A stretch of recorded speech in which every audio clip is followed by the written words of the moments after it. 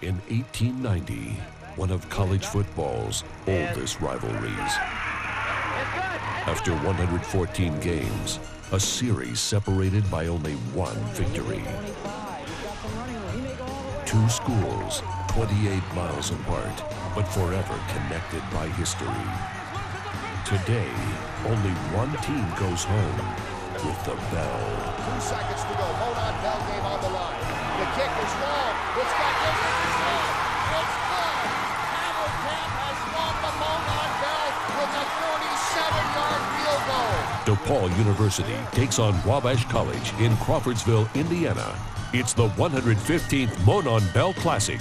Next on HDNet.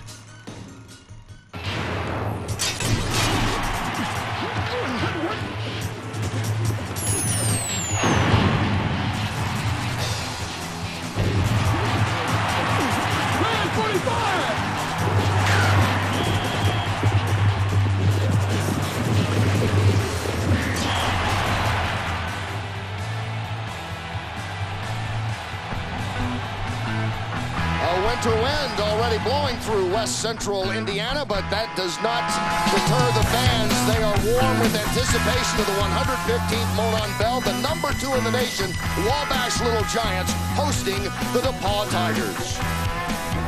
Hello, everyone. Kenny Rice, glad that you could be with us again on HDNet for one of the truly great college football rivalries, the Monon Bell Classic. And delighted to be back home in Indiana with 2 old friends. Joe Emick, the longtime voice of Wabash and one of the great players in DePauw history, Rob Doyle. Coming into this game, a lot of anticipation, of course, because it's the Bell. And people expect scoring, and they've been averaging over 76 points combined coming in here, Joe. They have, and Eric Rayburn's no-huddle offense generating over 60-plus points each of the last 2 weeks for the Little Giants. Coming into this, of course, Wabash trying to close out a regular season unbeaten at 10-0 before they go on to the playoffs. Wabash trying to win their DePauw trying to win their 4th straight. If they do so, they would keep that Bell just 30 minutes or so down the road in Greencastle, which you know well, Rob. Now, coming into this, we're going to see 2 of the great quarterbacks in all of Division III, including, first off, Spud Dick for the Tigers. Spud's a great player. He's had a great career at DePauw. This is his 3rd year as a starter.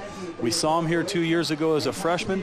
Had an okay game, but he's a freshman. Last year, you saw him put it all together. He completed 28 of 34 passes. The biggest passes he completed was 4 for 4 on that final drive to lead DePauw to victory with that 47-yard field goal. And that was that moment I think Spud matured.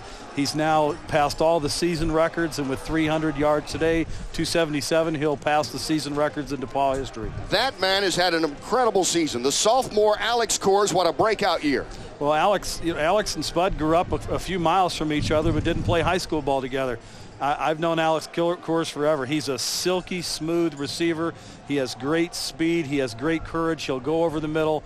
He'll pick up anything his way, and he can break a big game breaker anytime. He averages over 100 yards a game. So we're going to see some big things out of Alex today. And when we talk about offense, one of the best in the nation this year has been Wabash. And, of course, Matt Hudson, their quarterback, kind of making everything go. He's already had over 5,000 yards, Joe, in his great career. He's completing 67% of his passes. He's thrown 25 touchdowns against just 6 interceptions. 17-1 as a Wabash starter, but that one loss, last year's Monon Bell game. So some redemption on Matt Hudson's mind.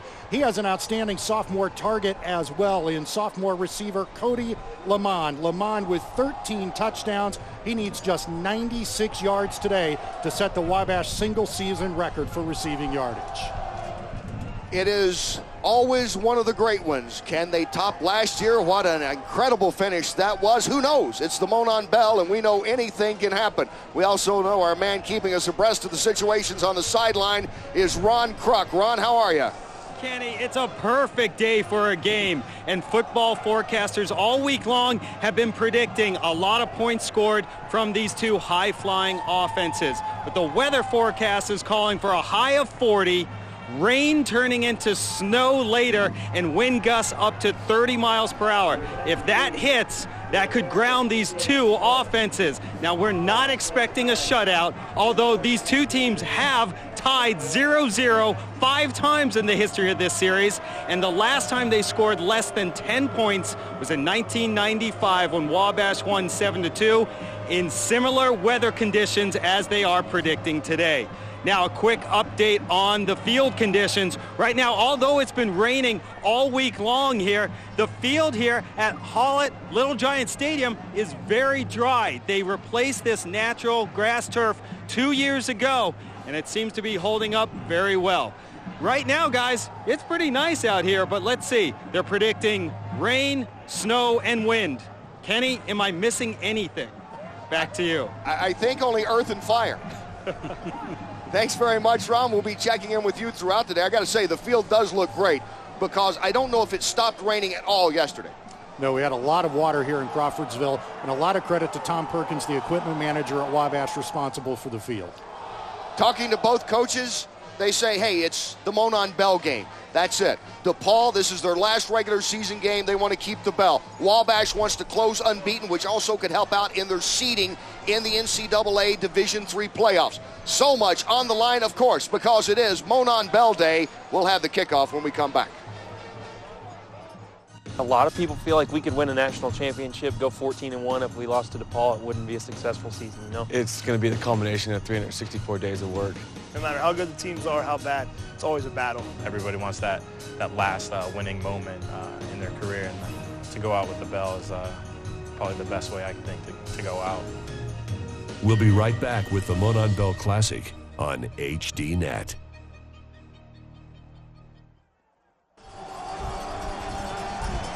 Wabash trying to close out a perfect regular season. Number 2 in the country, Little Giants hosting DePauw here at Hallett Little Giant Stadium, Crawfordsville, Indiana, the 115th Monon Bell. Eric Rayburn in his first year at Wabash, and what a great start for him. Matt Walker, his 3rd season at DePauw, a 7-2 record. They've won 3 straight. He is 1-1 in Monon Bell games.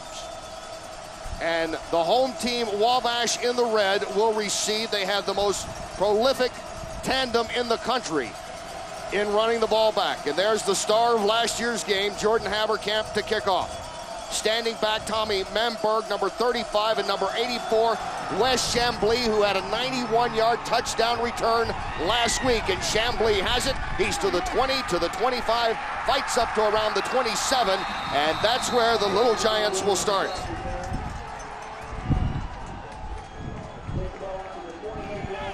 And probably for DePauw, excitement in the fact that they contained them enough that they didn't get to at least the 30-yard line or so. As you look at Matt Hudson and what a tremendous career he has had, the junior from Salem, Indiana, 6'6", 233 pounds. As Joe mentioned earlier, 17-1 as a starter. That only loss was last year's Monon Bell game. Evan Sobecki is the lone setback, and he will get the first carry. Some room, he gets up to around the 36-yard line before being brought down. A good start for the Little Giants. They want to establish the run. Coach Eric Rayburn commits to it early. Little Giants with 5 games of over 200 yards rushing this season. We take a look at this line, including Niemeyer, the center, who is one of the veterans. Tokar, 320 pounds, and in this no huddle, you see how quickly it can go. On second down, it is Sobecki carrying it once again. Sobecki, Kemp, and Yoder, they are the 3-headed monster in the backfield, collectively over 1,300 yards this year. Lamont, we talked about what a great season he has had, and Brock Graham can do a little bit of everything, including a dangerous threat out of the backfield.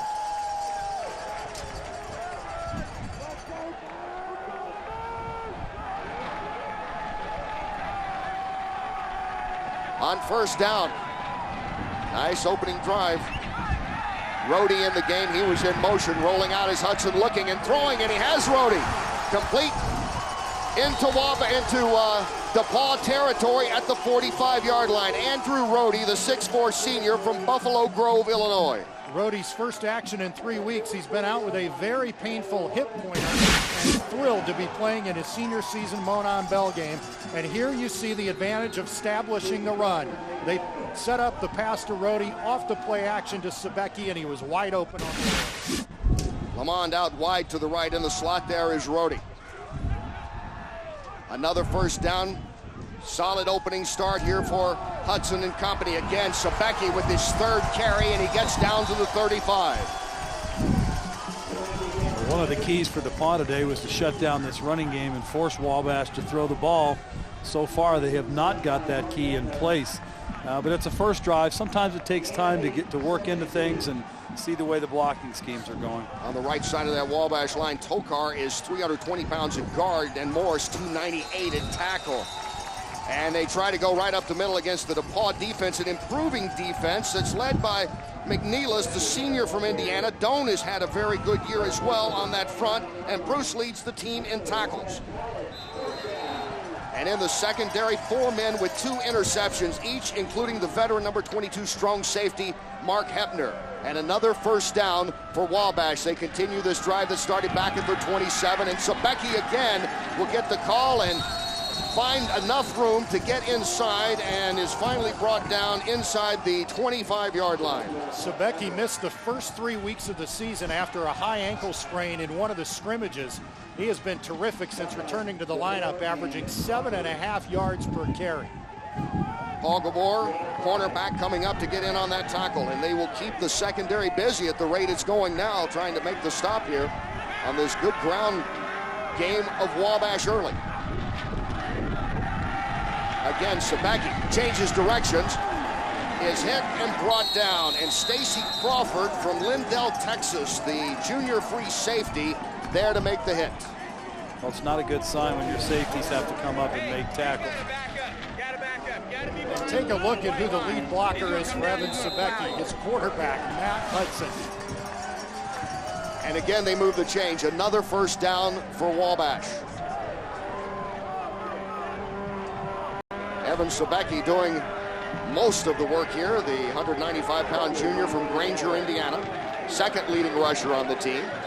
Eric Rayburn has told us yesterday, we had a meeting with him, and he was telling us the guys at first didn't know, now they love the no huddle. And in the backfield, finally a stop for DePauw. And coming in to make the tackle is the veteran, 6'3", 235-pound Michael McNeilis, who is 5th all-time in sacks, by the way.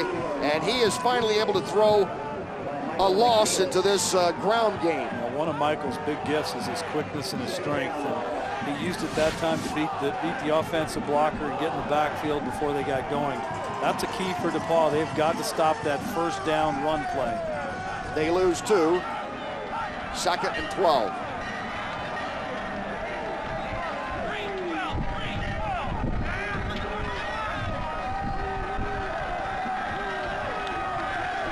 Hudson, handoff, Graham. Brock Graham picks up about 3 straight ahead before he is piled on to bring down the 6'1" junior from Alto, Michigan. Once again, a nice job by DePauw. A little draw action there to kind of spread them out, but they held their ground, made the stop, and now you've got 3rd and long, which is exactly where you want them. You start bringing your blitz packages in and doing different things to kind of disrupt the flow of their offense. Gets 3, brings up 3rd and 9 for Wabash at the 18 of the Tigers. Chambly out wide to the right. Hudson looking, throwing, and it is incomplete. Brock Graham in motion, and it's just off the shoulder pads, incomplete, bringing up a 4th and 9 for Wabash.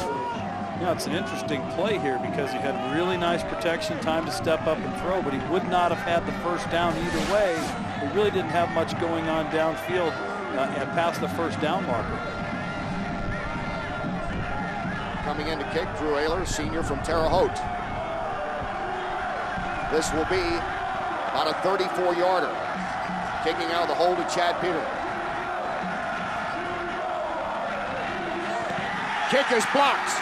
Blocked by Wabash. Liska is picking it up for Wabash, trying to hold on to it, but shooting through and blocking it was DePauw with a big defensive stand.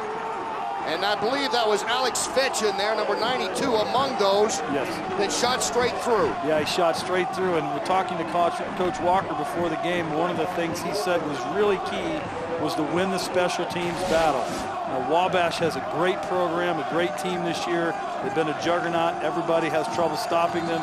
You get the big block on the special team. All of a sudden, that big drive now becomes nothing, no points. And that's exactly the area of a game you need to win in a tight ball game like this. Alex Fitch, the 6-foot junior, out of Lone Grove, Illinois, stretching all the way out to block that. So a big defensive stand for DePauw as they go on the attack now from their own 28. Ellis with the carry and not much room. John Ellis, the freshman running back, who has missed 3 games this season. They've had a lot of injuries in the backfield, but they have consistently had that man, Spud Dick.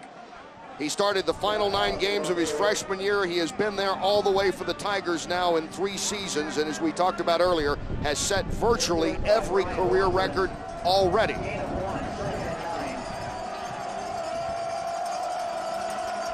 A pickup of 1, 2nd and 9 at the 29. 3 receivers to the left.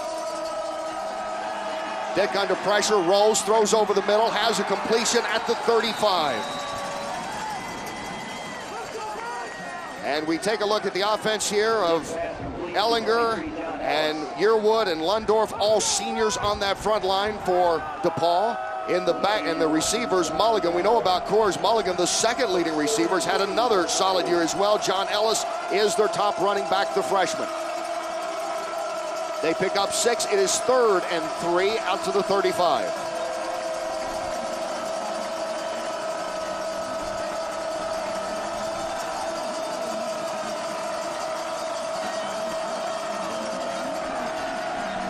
Dick looking, has some protection, throws, is going to be complete, but is coming up short of the first down as he was going over the middle to Brian Mulligan. As you look at the defensive front of Wabash, talk about a change for Wabash. They're going with a different front than ever before. Lang, though, is having a career year. Kennan as solid as ever for this team. Wood and Watson has been strong as well, along with Frederick, who has 5 interceptions. And they do get the first down. They get a nice spot on that, moves it out to the 39-yard line. So the 3-yard completion gives a first down for DePauw and keeps the drive going.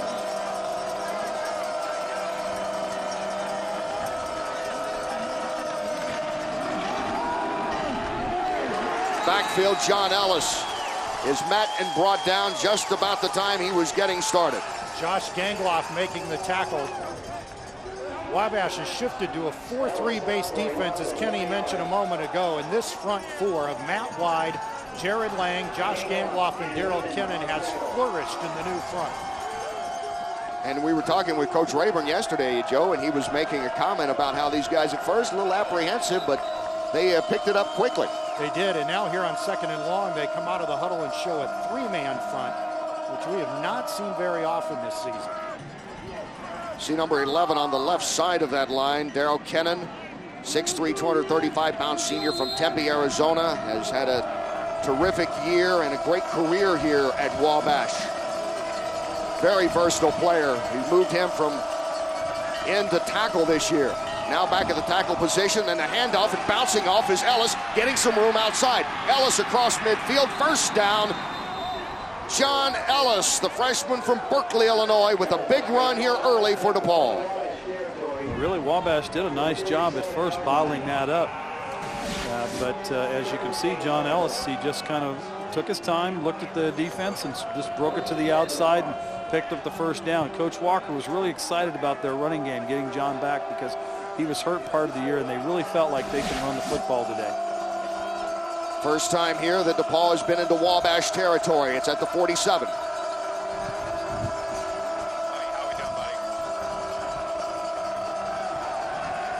Dick out of the pocket. Over the middle, complete, first down DePauw. And he does that so well, and he finds this guy. It seems like they've grown up together. Brian Mulligan. For 3 years they've been playing together. Mulligan, the junior from Elmhurst, Indiana, is second on the team in just about every receiving category, just behind Alex Coors. Yes, Brian's had a great career, and Spudge has really located him quite a bit. And back to action quickly. John Ellis is almost like DePauw went with the no-huddle there. They got the ball off quickly, and Ellis finds some room over on the left side. It was interesting because they sent their receivers out and went unbalanced right and went real quick snap to try to run the ball to the right side. The confusion, though, it didn't work. They really didn't get anything out of it. Sometimes you don't get set like that, and it's a little bit of jumbled adventure, and nothing good happens. Gets a couple of yards, makes it 2nd and 8. The ball down to the 32 of Wabash. DePauw trying to get their drive going after blocking the field goal attempt by Wabash.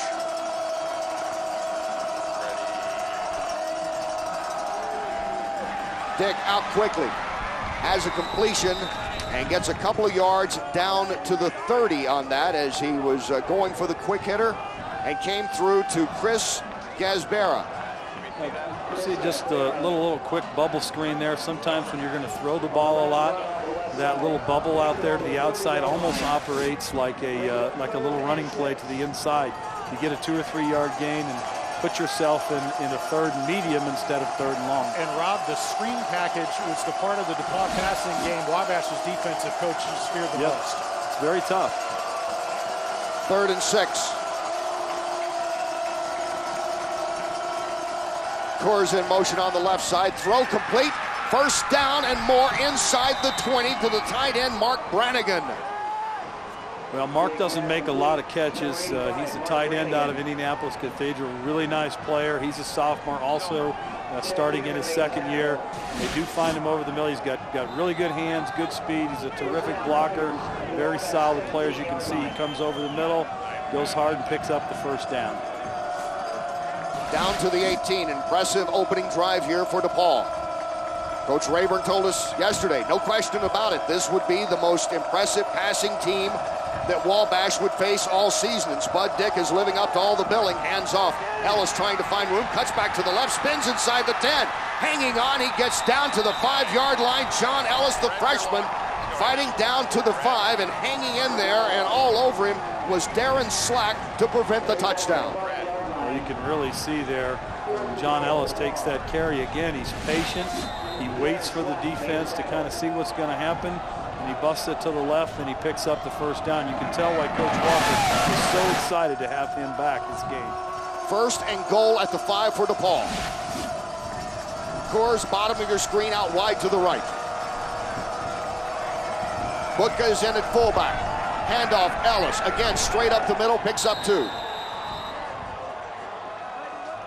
Well, one of the things that happened in this game last year, Wabash brought in another terrific offense like this year. Both offenses are great. They're so fun to watch. One of the things that DePauw got on them last year was they held the ball a little longer and moved things up front. So we'll see if they can continue that this year. On 2nd and goal from the 3. Again, it's Ellis met in the backfield and brought down. Bubba Lang with a great defensive stop for the Little Giants. He's a senior out of Terre Haute, 2nd leading tackler, leading sacker on this defense here in the 08 season, and he just beat his man and brought the running back down. Great play. Throws Ellis for a loss of 3. 3rd and goal at the 5. 7 carries, 27 yards for John Ellis on this drive. You look at Jared Bubba Lang, who has had a career season here. He has thrived in this new 4-man front defense for Wabash. Flag offside, it would appear that Braden Dahlstrom, who is just in the game, number 7, might have gotten out of the block a little quickly on the left side. Yeah, it looks like he moved. He's also another young receiver that Coach Walker's very high on. He's got a lot of talent, and they're looking for big things from him. First Bell game, sometimes the nerves are a little jumpy. Guys get a little chippy, and all of a sudden you have a flag. On first penalty, moves it back to the 10. 3rd and goal at the 10 for DePauw. Matt Walker, their 3rd-year coach on the sideline. He knows this game well. He has participated as a player, assistant coach, and as a head coach. Spud Dick has been perfect in the drive. Under pressure, floats out the screen to Ellis. And a host of red shirts bring him down around the 7. So Wabash, it would appear, has held at the moment. What will happen, though, on 4th and goal from around the 7? Will they go for the kick? And here comes Haberkamp on. One more look at it. Joe, they were ready for the screen that time. They were, and as I mentioned earlier, the defensive coach is worried about the screen package. At practice last night, Jake Gilbert, the defensive coordinator, said over and over, they ran a screen for 93 yards against Austin College. Let's not let it happen today. And they did a good job defending it there. Jordan Haberkamp, he is already in the history books of the Monon Bell with the 47-yarder to win it last year. Here he is from 25 yards out of the hold of Engel. The kick is up, and it is good. 9 for 12 on the year now for Haverkamp, and he puts DePauw on the board first. You know, that's very interesting that DePauw was able to convert on that field goal, because both offenses are going to move the ball today. Who can finish drives? You see it in the NFL every time. Who gets 7 points? Who gets 3? Who can finish a drive? That's going to be the difference in this game. And here, DePauw was able to finish with the field goal. Last time Wabash had the kick block. That's going to be a big key today, to see who can finish the drive and put those points on the board. And DePauw has just done something no other team this year has done against the Little Giants, and that's score on its opening possession. But defensive coordinator Jake Gilbert still has to feel pretty good that his defense was able to limit DePauw to a field goal after they had a 1st and goal inside the 5. 14 plays, 66 yards, and capped off by the 25-yard field goal from Haverkamp in that drive to put DePauw up 3-0. And now Haverkamp will kick once again to that dangerous duo of Wes Chamblee and Tommy Mamborg. Number 1 in the country in returning kicks this season. Mamborg averaging over 22 yards per kickoff return, and Chamblee electrifying the crowd last week in the blowout over Hiram with that 91-yard touchdown. And this is a part of the Little Giants game that is much improved under Eric Rayburn and his staff. And Chamblee has some speed. He is also the reigning champion in the 200 meters in the North Coast Athletic Conference.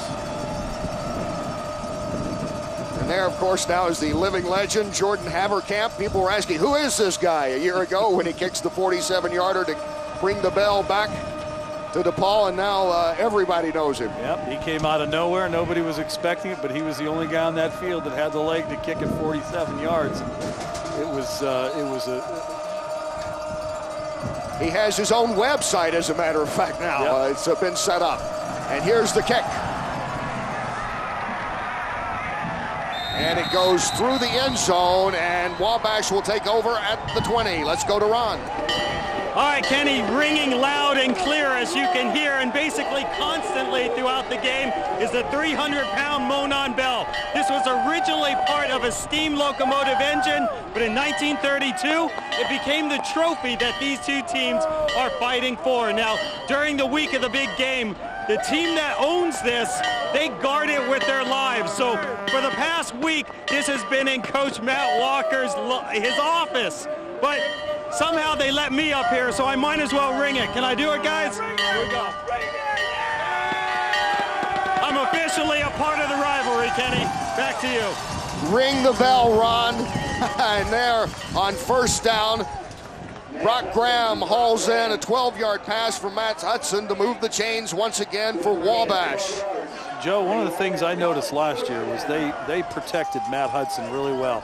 It was one of his early starts, and once again there, he's got time to sprint out and find somebody downfield, find an open place in the zone. This offensive line has played exceptionally well all year long, and probably not received the credit they deserve for their fine play. They'll go on the ground once again to Evan Sobecki. He and Bobby Kemp have been alternating starting throughout this year, and Sobecki staying in all the way so far and doing the work on the ground. The other thing, Rob, about this offensive line is Coach Rayburn didn't think they would like the no-huddle offense. They like it better than the skill guys do. Yeah. On 2nd and 7, Hudson intercepted. Intercepted by DePauw. That's Steve Baldessari.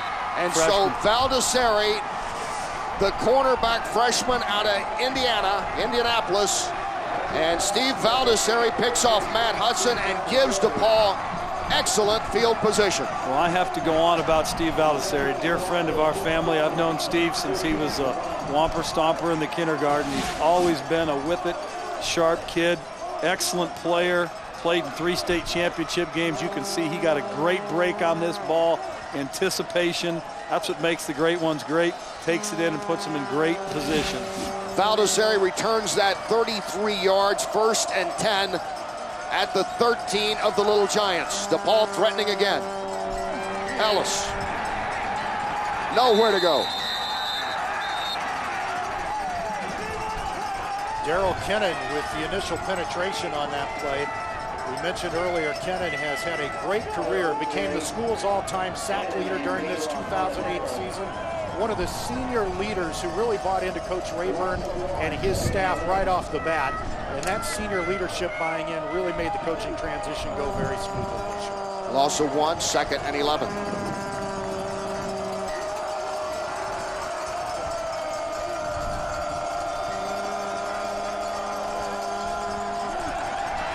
Dick throwing for the end zone, tipped and intercepted. They returned the favor, picking it off. He dropped it. He dropped it. Derek Slack, oh, it was right there, and it looked like he had it after the tip, but it's incomplete, and so new life again for DePauw. Well, you'll see here on the replay, he tried to squeeze in a little fade right there in the cover 2 background. Safety got over just in time to knock that down and almost had that pick. Chad Peterman got a hand on it. Derek Slack was holding on to it, and he could not corral it enough. So will that help DePauw in this break on 3rd and 11? Dick throwing complete down to the 1 and finding Braden Dahlstrom. The Little Giant coaching staff felt that they would need to get pressure with 4 men up front on Spud Dick. They didn't feel that they could blitz him much, and so far the Little Giants have not been able to penetrate the pocket to get any pressure on Spud. Dahlstrom hauling in a pass of 12 yards, makes it 1st and goal at the 1. Handoff, Ellis, Matt in the backfield, brought down immediately.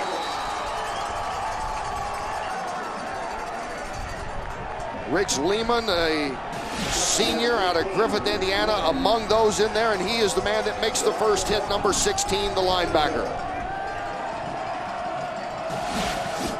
20 seconds to go here in the first quarter. Wow, not found much room there in the middle down by the goal line. 2nd and goal at the 2. Number 35, Rocky Butka, the fullback, back in.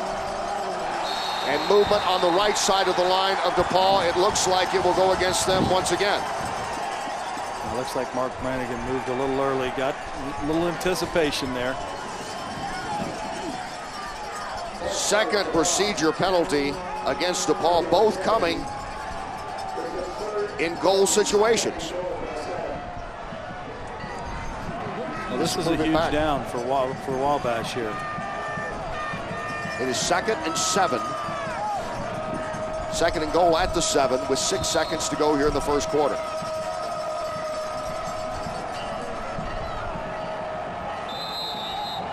And that is the end of the first quarter. So Matt Walker and company knocking on the door once again. DePauw leading it here 3-0 at Wabash.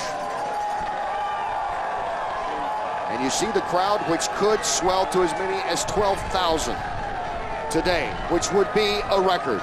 Monon Bell action when we come back. Monon Bell game is the biggest battle of our season. You know exactly when week 10 is going to happen, and you know that it's going to be the big game of the year. There's just an atmosphere. The players, the coaches, the fans, alumni, everybody knows that this is an important game. It really can define a season. I think last year it really was a pretty neat way to end a season. We ended up 8-2, and that 8th win was pretty special to all of us. We'll be right back with the Monon Bell Classic on HDNet.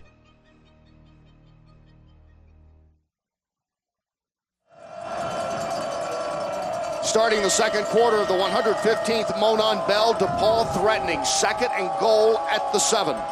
DePauw leads it 3-0 here at Wabash.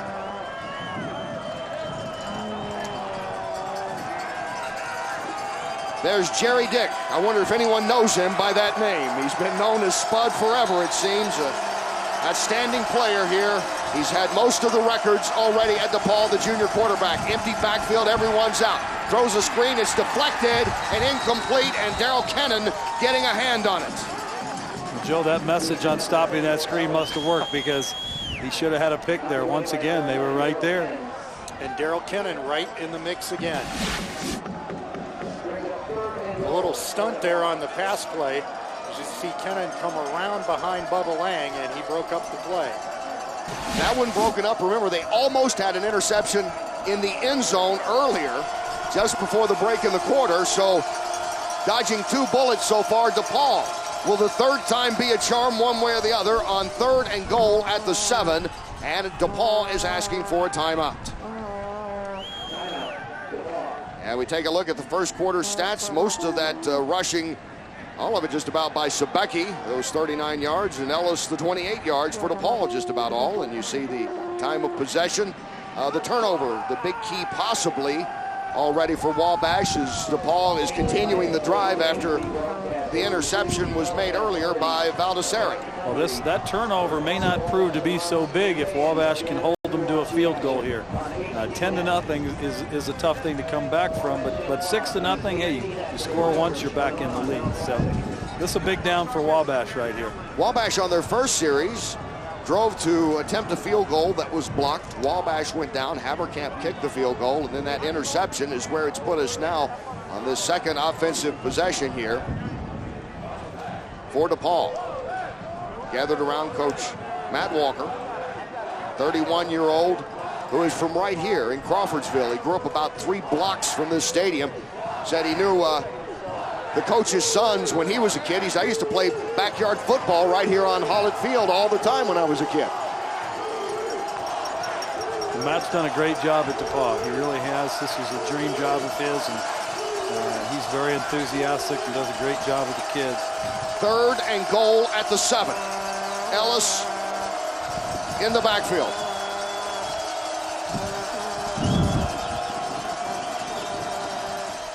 Dick looking over, he's looking back and talking to the referee. A flag is thrown in the end zone. The play clock went down to 0, and I think they were counting on it being reset.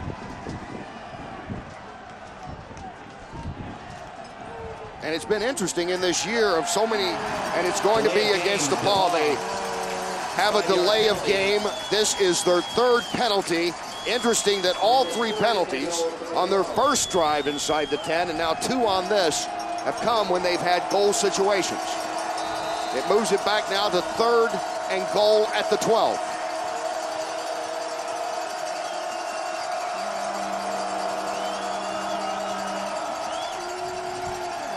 Dick throwing over the middle, touchdown. Gaspera. Spud Dick connecting with Chris Gaspera, and it's 9-0 DePauw for Spud Dick, his 24th touchdown pass. Well, you'll see on this, they ran a little play action, although they're not really fooling anybody. The big thing is this, they open the middle of the field up. Their safeties, the cover 2 deep, they're spreading out. The only place really to hit down there was right in the middle of those safeties, and they went right for it. And now Haberkamp for the point after. It's an excellent play call. It's there, and it's 10-0 in favor of DePauw as Chris Gaspera, the 6'4" senior from Oklahoma City, Oklahoma, hauls in this touchdown. You can see the safeties were drifting out to the wideouts on the outside. Alex Kors and Spud really the whole way. You see he was just waiting for that to break open up the middle. He threw it right over the head of middle linebacker Brian Watson, and you saw in the earlier angle, he took 1 step toward the flow off the play action. That was just enough for him to be late getting to the receiver. Just enough. And plenty to cheer about for those who have driven about 30 miles north from Greencastle, home of DePauw, to be here. The key now for the Little Giant offense is not to panic. This is the biggest deficit they faced. They were down 10 at Wittenberg, came back to win at 13-10, but still early in the second quarter, they have to stay committed to their game plan to run the ball and work the offense. That was a long 6 plays, it seemed, to get 12 yards and get the touchdown. All started when Steve Valdesari got the interception and the return.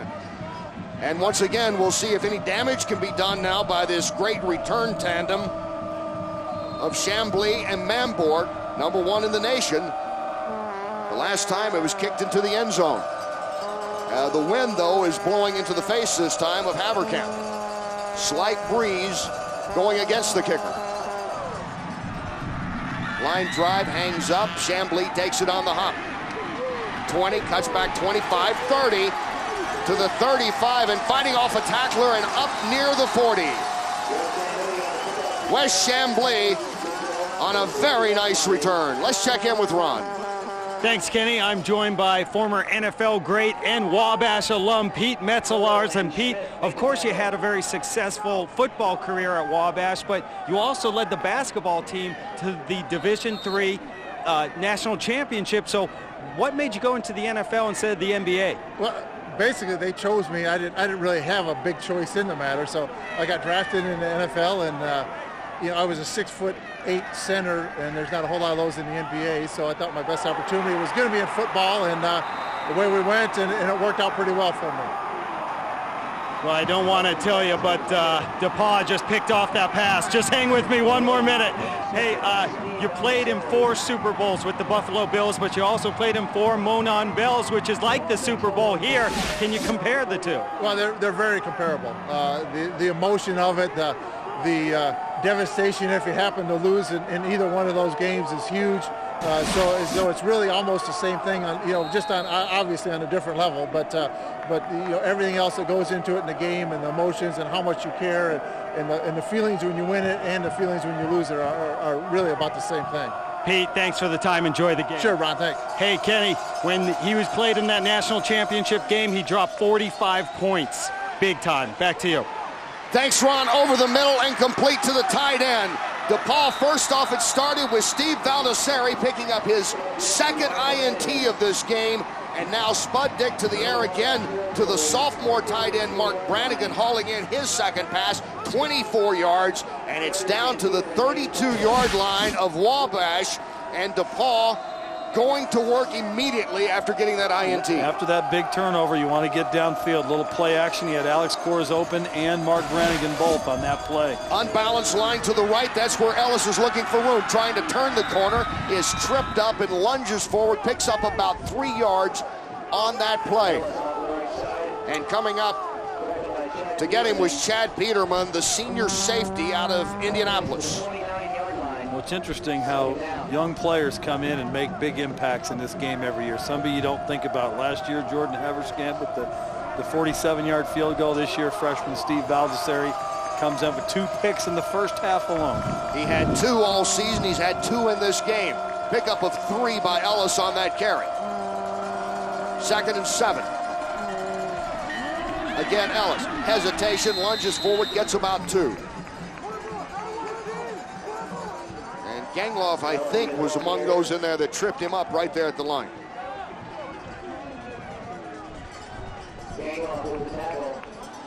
Interesting that both of Hudson's interceptions have come on pass attempts to Cody Lamond, the team's leading receiver with 59 catches. He's been shut out so far here in the first half, so the magic connection of Hudson to Lamond has been a disaster so far for the Little Giants. It's 3rd and 5 at the 28 of Wabash. In motion, Kors, top of the screen. Dick throwing that way, and Kors is close to the first down before being forced out of bounds by Chris Swigel, the junior cornerback from Sheridan, Indiana. They just put Alex Kors in motion there on the outside to the inside. Looked like they might be running the ball, and then he just sort of drifted out on a little zero route out there and caught it for the first down. Kors 51 catches this season. He needs 124 yards to set a single season record for yardage reception. And he picks up that first down. This is a huge series for the Wabash defense. 1st and 10 at the 22. Spud Dick on the draw, picking up a couple of yards. Once again, has been a workhorse in John Ellis, the freshman.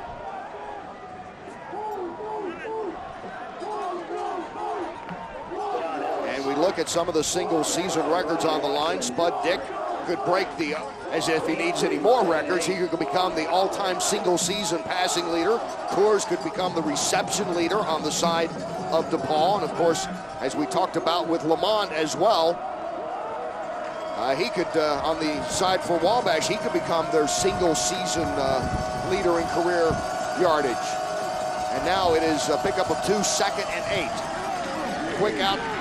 Gesbera, who caught the touchdown pass, he is hit and met immediately by Darren Slack. Nice job by Slack to make the tackle in open space. Slack, the fastest defender on this Little Giant team. He has terrific closing speed. Here, though, just good fundamental tackling. You see him step up, break down, wrap up the receiver, and haul him down. He did a nice job beating that block out there, coming up, making that play. And always a big game of ifs. If Darren Slack had just held on to that ball, he almost had that interception to stop the last DePauw drive. Here it is, 3rd and 9 at the 21.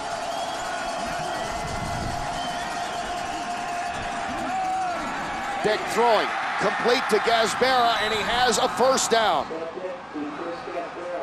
Chris Gasbera is turning into the star receiver today for DePauw. They had a little bunch formation there, and Gasbera went to the outside course, went up the middle. Spud had plenty of time to make that decision and deliver the football. That's one thing I've noticed, guys, is Spud's got a little more time to throw the ball. And Matt Hudson threw that last one that was picked. He didn't get to step into that throw. There was somebody at his feet. 1st and 10 at the 11. Coors in motion. Ellis with it, spins off one tackle. He's to the 5, tripped up from behind. He gets down to the 2. Nice little misdirection, and John Ellis almost took it in. Little Giants had that play read. That's just a matter of 4 tackles. They had it read. Fake the reverse. 4 red shirts right there, and they just didn't bring him down. How did he get away from virtually everyone except Matt Wide? He picks up 8, makes it 2nd and 2, down to the 4.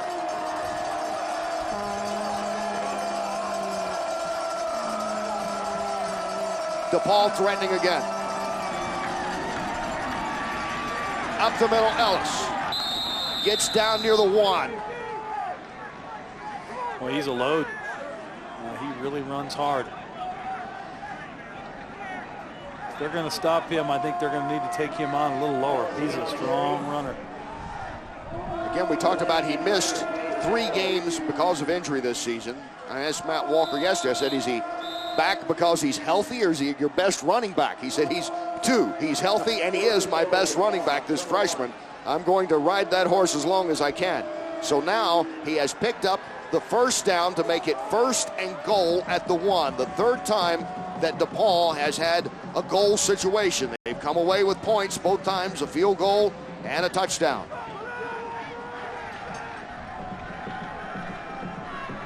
And this has quieted the crowd, obviously, here at Hollett Little Giant Stadium in Crawfordsville at the moment.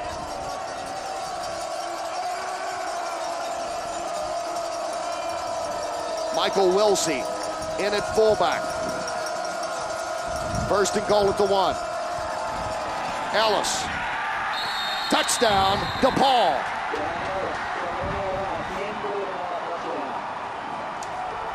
John Ellis, his 6th touchdown of the season. And what a stunner so far. It's 16-0 in favor of DePauw. There is a flag on the play.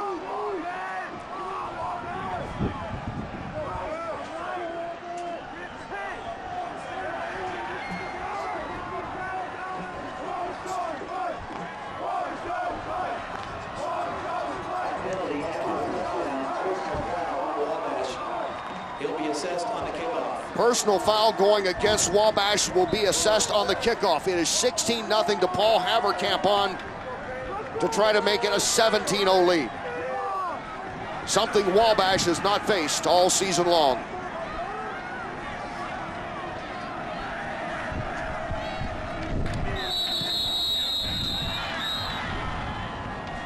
Flag as the kick was going up. And they'll move it back, which shouldn't hurt Haverkamp. We've seen his range. That drive, 10 plays, 60 yards, eating up 5:09. Capped off by the John Ellis touchdown.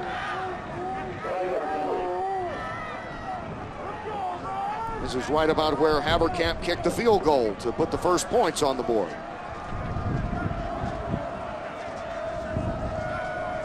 And Matt Walker, he has to be enjoying this at the moment. Number 2 Wabash trailing 16-0.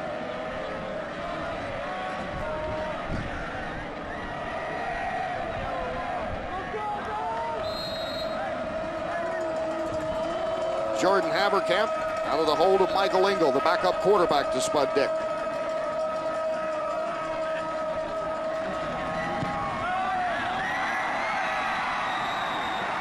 And it's no good. No good, just wide left for Haverkamp. And it's 16-0. DePauw leading Wabash. One more look at it. Had plenty of leg, but just hooked it. Nelson, you have that penalty. It's a little longer kick. It changes things a little bit. And things look great right now for DePauw, but hey, funny things happen in this game. 16-0 certainly is not going to win the game. Few things have gone wrong for DePauw. Here he is, John Ellis, fighting his way in for the score. Really, DePauw has stayed true to the keys of the game that they've had, and that is, 2 of them are, hey, let's run the football and let's win the special teams battle. They've done that. And the other thing was let's survive the big plays.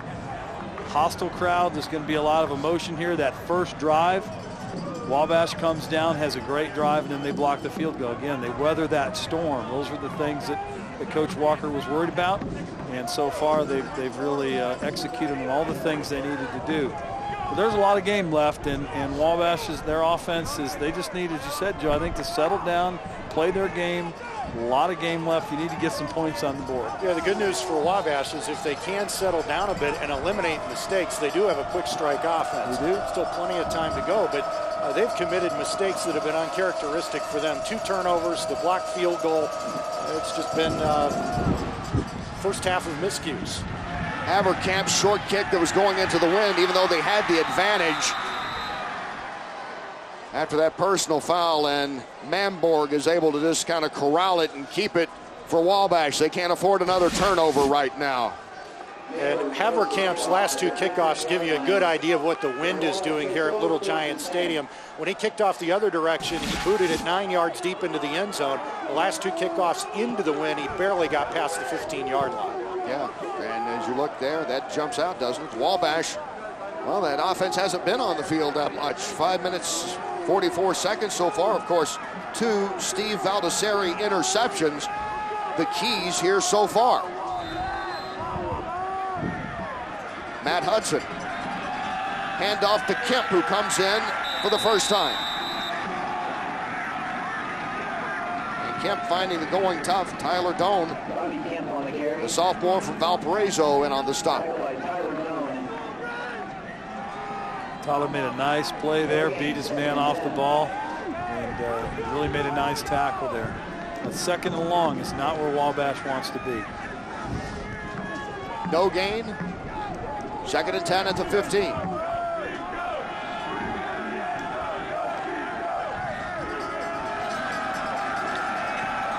Hudson, good protection, throwing complete to Graham. And a first down for Wabash. And that is the rhythm of this Wabash passing game. Hudson had plenty of time to stand back, make his reads, was able to set his feet and find Graham on the little crossing route over the middle. You see very good protection up front. Was able to find some space. The sure-handed Brock Graham, 3rd on the team in receptions, 1st and 10, out to the 18. And Kemp on the ground, finds some room, picks up about 5, gets near the 35-yard line. Bobby Kemp, we talked about him this season already. Kemp and Sobecki, we've yet to see Derek Yoder, but this trio, Joe, they've been amazing. 20 touchdowns, over 1,300 yards from these 3 guys. Yeah, and Kenny and Rob, you know, skill position by committee typically does not work over the course of the season. But this 3-headed running back monster, their aggregate statistics are worthy of a single All-American tailback. It has worked for the Little Giants. Pickup of 7, 2nd and 3, Kemp again. This time, not much going as he tries to go over the left side of the line. Kemp again on the carry. Kyle Scherer, linebacker, made a nice play on that one. Again, that's a big focus for DePauw, to stop that running game. Scherer, the sophomore from Fort Wayne, Scherer and Collins, Prost, they've been a very active linebacking core. Here it is, 3rd and 3 for Wabash. Kemp again met in the backfield and stopped. It'll bring up a 4th down situation. And firing through is the man that leads this team in tackles, Ryan Bruce, the sophomore from Zionville, Indiana, the outside linebacker. Nice little blitz in there, and Ryan Bruce made a nice play. That's a huge possession there because Wabash needed to get something going. So once again, it is going to be a short time on the field for the offense of Wabash. 3 and out this time after having their last 2 drives stopped by interceptions. And standing back to receive is Brian Mulligan. Spencer Whitehead, averaging 36 yards per kick, will boot it away. But first, a flag. Before that penalty, I was just going to say maybe it'd be a good time for a fake. Yeah. It's 4th and short, and you need to get something going. And hey, they're in the playoffs either way, right? Right, they are. Although today's game has a real bearing on what happens for the playoffs. A win, Little Giants are probably 2nd in the North region and have 2 home games. A loss, they're probably headed on the road. Well, you want to do everything you can. You want to win it, pull out the stops to win this one. So Whitehead, who has the wind behind him, gets off a line drive that takes a bounce, and Mulligan will let it go, and it's going to roll in Wabash's favor. Does he always have that soccer style little? They have a couple of different punts, and that's what they call their rugby punt. And so, especially with the wind, not knowing how that's going to work very well. They've tried that line drive rugby punt several times this year and been pretty successful. You see that more often these days. Should the guys come in, you get that roll on the ball, and it. 57 yards on that punt. And you see that a little bit of overcast day here, about 38 degrees or so, a little bit of wintry feeling here in late autumn, but that has not stopped the crowd from coming out. We're going to have close to 12,000. A record set here 2 years ago, 11-5 the last time we were here for the Monon Bell Classic. Spud Dick and company on 1st and 10, and shooting in the backfield and bringing him down was Kennan. And a fumble, and did they get the ball back? Wabash says they did. There is a flag. And a flag is on the ground, so that may take away everything here, but Daryl Cannon was shooting through, and he was there about the time the handoff was there. He was offside. Did he get it? Is that why he got in that quickly? Because we know the speed that he has. One more look here. He has great speed. There you see it. He was just a count early. There's Cannon shooting in too quickly, so the penalty goes against Wabash. Let's check in with Ron. Guys, first-year head coach Eric Rayburn for Wabash just gathered his offense on the sidelines, and he went off on them. He told them they got to stop committing the turnovers. And really, he understands. He might be in his first year. He understands the importance of this game and eliminating those turnovers. Back upstairs. Thanks, Ron. 1st and 5 for DePauw, operating from their own 17, and it's Ellis once again. Not much room that time, trying to go on the right side. And Rayburn, talking with the first-year coach yesterday, he said he received hundreds of, you were in there in that meeting, Joe, he said, I got hundreds of emails and letters and cards, and now good luck, glad you're here. And by the way, get the Monon Bell back. Somewhere along the line, either boldly or subtly, they would mention, let's get the Monon Bell back. And he does understand the importance of this game, and I'll tell you, we just heard that he went off on the offense. Eric is not a fire and brimstone coach. So if he went off, the message was loud and clear for that offense on the sideline. That's not something he does on a regular basis. Ellis picked up 1 on that one. Dick is throwing deep down the sideline to Coors. His top receiver has him at midfield. He slips and goes down at the 45. And they have teamed up so well this season. Spud Dick to Alex Coors. 1st down DePauw. That play is set up once again with the running game, a little play action. You get Alex Coors out there by himself on the outside. Spud had time to step up, threw that ball perfectly over the outside shoulder. That's why they call it a fade route. As that receiver fades to the outside, the ball just drops right in for the big gain. 33 yards on that play, and they're back in Wabash territory where they have been most of this game. It is 1st and 10 at the 47. Ellis up the middle. Met gets away, gets more room, gets close to the 40, and a flag is thrown. It's going to be a holding call on DePauw.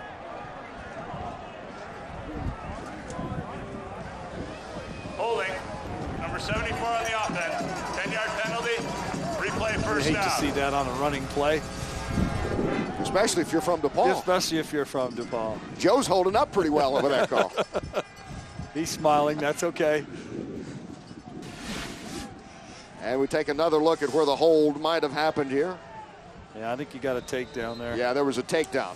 That was looked like Yearwood and Brown were both in there on that. Now DePauw's offensive line has done a super job today. A great group of kids, and you're going to have that now and then. That moves it back 15 to the 46 of DePauw, 1st and 17.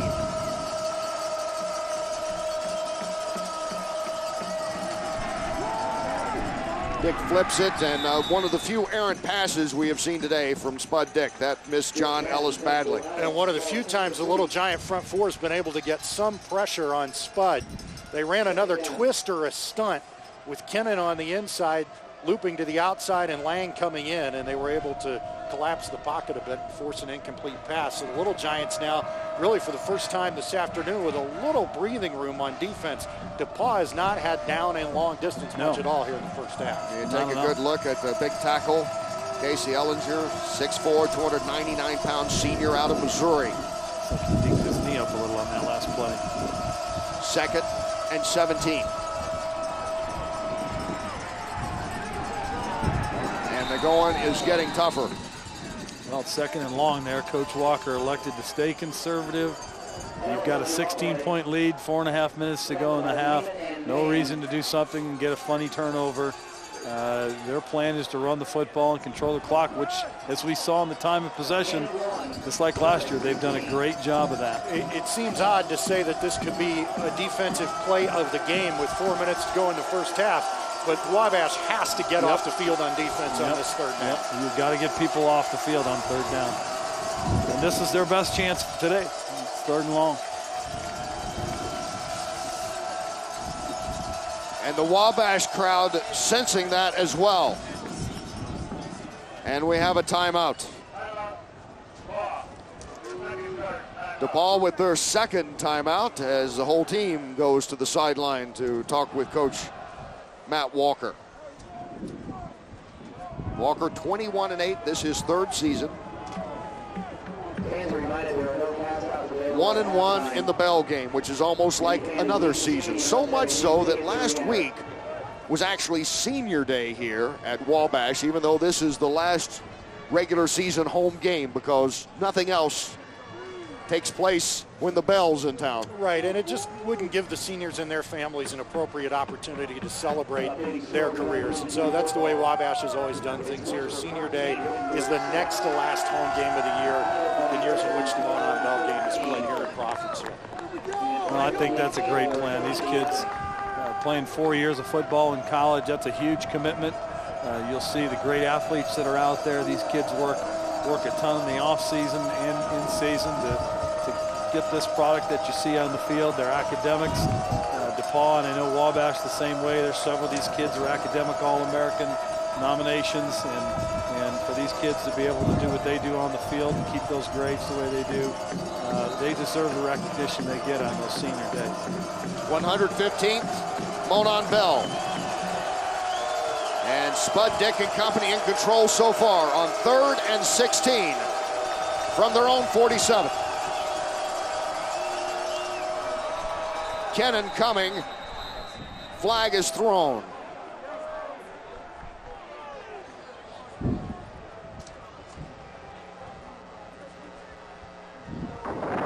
Offside, defense, number 11. So for the 2nd time, Darrell Kennan flagged for being just a little too anxious, and so they'll pick up 5 yards on that and make it 3rd and 11.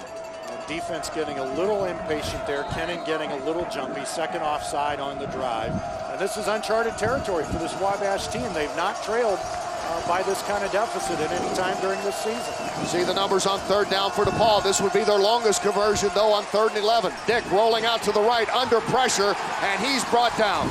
Great coverage downfield. They went with a nickel package in the secondary, had a 3-man front, brought middle linebacker Brian Watson up to play a gap. He came in on the pass rush, and finally, Little Giant defense able to get to Spud Dick and force a DePauw punt. Great coverage there, and Spud made a great decision not to throw that ball. There's no reason to create it. To give yourself a turnover here. Let your defense get back on the field before the half. Be interesting to see with this win how far he can punt it and what kind of return they're going to get. Sophomore from Crown Point, Indiana, Adam Hill, to boot it away. Gets off a squiver that rolls and is touched and is covered finally by Wabash. He might have touched that. Yeah, I think he might have. Chris Schweigel, alertly, number 12, jumping on the loose ball in case there was any doubt. A 31-yard punt.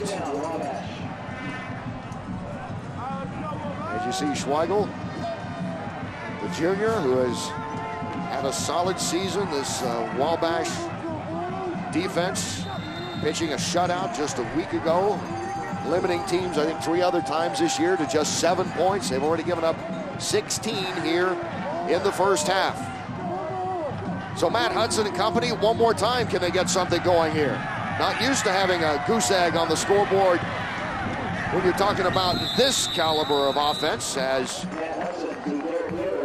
Derek Yoder, that's that third member of the running back core we were talking about earlier. The 5'10 sophomore from New Paris, Indiana, is actually second in yards this year, over 425 now.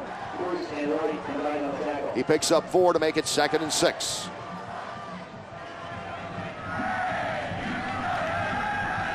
Hudson, nice protection. Throwing it is intercepted. Touchdown on the way. And the 3rd interception, Paul Gabor takes it all the way in for DePauw score.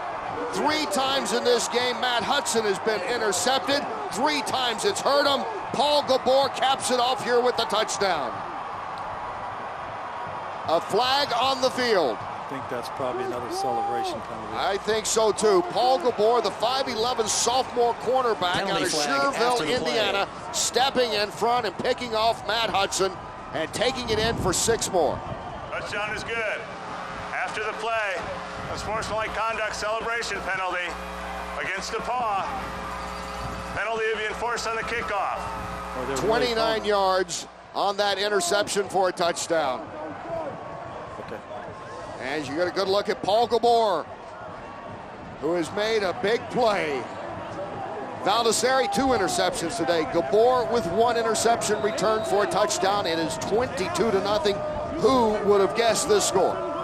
There you see senior center Tony Niemeyer trying to prop up his quarterback. Good senior leadership by Niemeyer there, trying to keep Hudson's head in the game for the second half. Abercamp will try to complete it with the point after.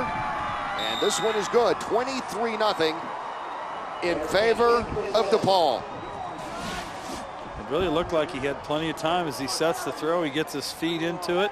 The ball just ducked a little bit on him, and Paul Gabor made a nice little cut on that thing and takes it in for the score. All 3 of Hudson's interceptions have come on single coverage on the outside, and I can't tell, Rob, Hudson has a little bit of a funny release. It looks like he doesn't have some zip on the ball. Yeah, that ball just died on him, literally just died out there, and the ball sort of ducked as it left his hand there. I don't know exactly what happened with that, but both times, 2 of those interceptions, the Paul guys, Valdesari and Gabor, had time to react and really break on that ball. I mean, they weren't just barely getting to interceptions. I mean, they were breaking on the ball, and they're gone. And there's Eric Rayburn in his first Monon Bell game. 9-0 so far in his inaugural season at Wabash. And we were talking about the weather and a little bit of the wind and everything else earlier on with Ron Kruk, and he was citing the statistic of the shutout games, and we were laughing a little bit about that. Both teams coming in and averaging collectively 76 points a game, and in the top 10 in the country in scoring is Wabash. I don't think anyone would have guessed no score from Wabash so far with 2:27 to go in the first half. But if you turn it over 3 times, you're not going to get points on the board. I mean, that's the real story of this half, are the Wabash mistakes. Now, DePauw's played well to cause some of those mistakes, but a blocked field goal and 3 interceptions, you're not going to get many points on the board. 3 interceptions that have led to 3 scores. So they've always capitalized. Yeah, no doubt DePauw's played well, but no, I think you're right, Joe. You can't turn the ball over, and a lot of those are self-inflicted. Well, in last year's game, the winning drive that ended in the Haverkamp field goal. Pick at the end. Pick at the goal line. Yep. Yep, and that's the wrong time to turn the Because ball of the celebration penalty, ball will be teed up at the 15-yard line.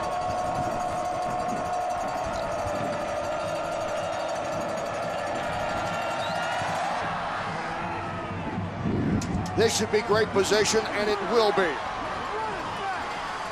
Chambly up near midfield.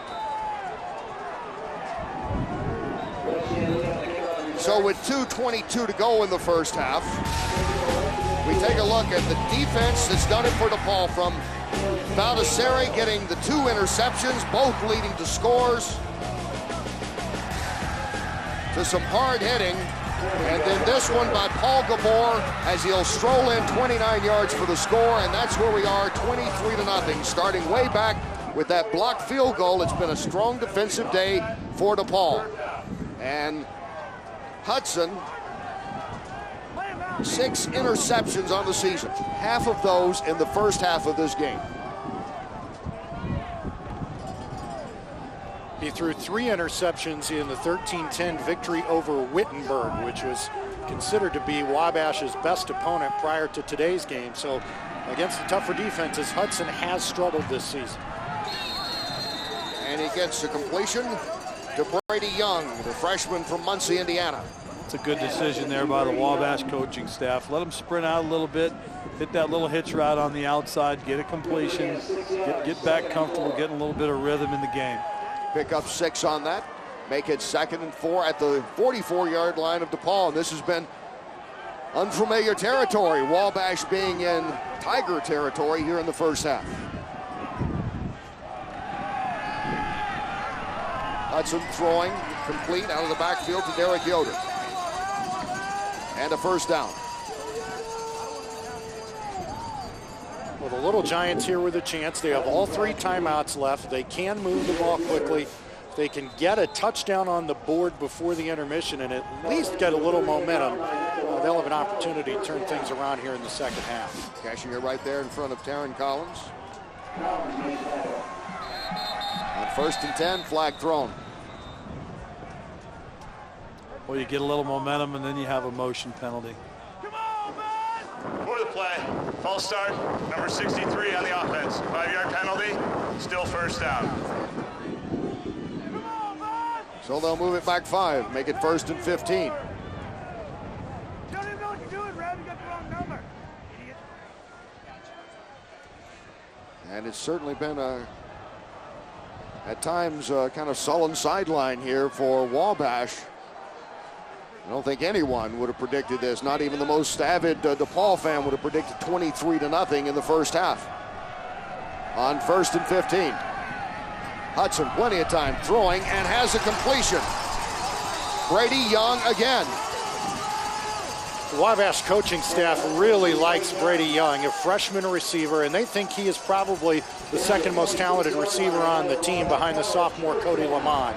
And here you see Hudson stepping in to throw and getting some zip on the ball, unlike the 3 interceptions that really sort of floated on him. 1st and 10 down to the 27. Again, throwing deep, and it's going to be incomplete. The crowd wants a flag. The referee and the judge down at the end says it was over the head. That is just Cody Lamont. terrible. A non-catchable pass was the ruling. Not for these fans right in front of us, about 8,000 or so. DePauw corner had him locked up and shoved him out of bounds. Another look at it. Right there. That was Lamond again, and he's been shut out.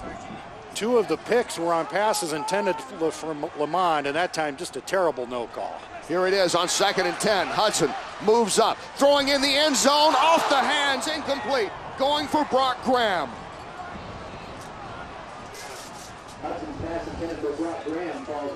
That is usually money. It is. It looked like that ball sailed just a little bit on him. And Rob, even though the Little Giants have the wind, people sometimes don't realize the wind on those passes when you try a touch pass can really it does be pretty bad if it's behind you. These gusts feel like they're 40 miles an hour, and that catches that ball when that gets up there. And that would have been a great catch. I mean, yeah, it hit his hands, but that was a tough play. 3rd and 10 at the 26. Hudson dumps it off, almost picked off, knocked down by Taron Collins. The DePauw defense read that perfectly. You saw the whole defensive line all of a sudden just stop on a dime and back up. They read that screen. Something they must have seen on film let them know that was coming. It brings up a 4th down at the 26-yard line. This has to be 4-down territory for the Little Giants. Yeah, 23. You wouldn't punt here anyway, so. What's his range on his field goals? It's all over the map, to be honest. The kicking game has been really interesting for the Little Giants. Early in the year, Coach Rayburn wasn't sure that they would kick from more than about 20 yards out.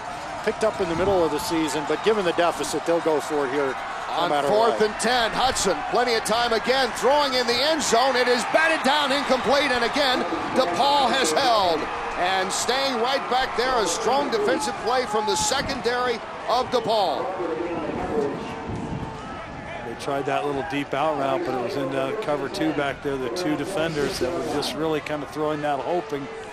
When they're out there spread out in that coverage like that, there's a lot more room up the middle of the field, which I'm surprised they haven't tried to exploit that.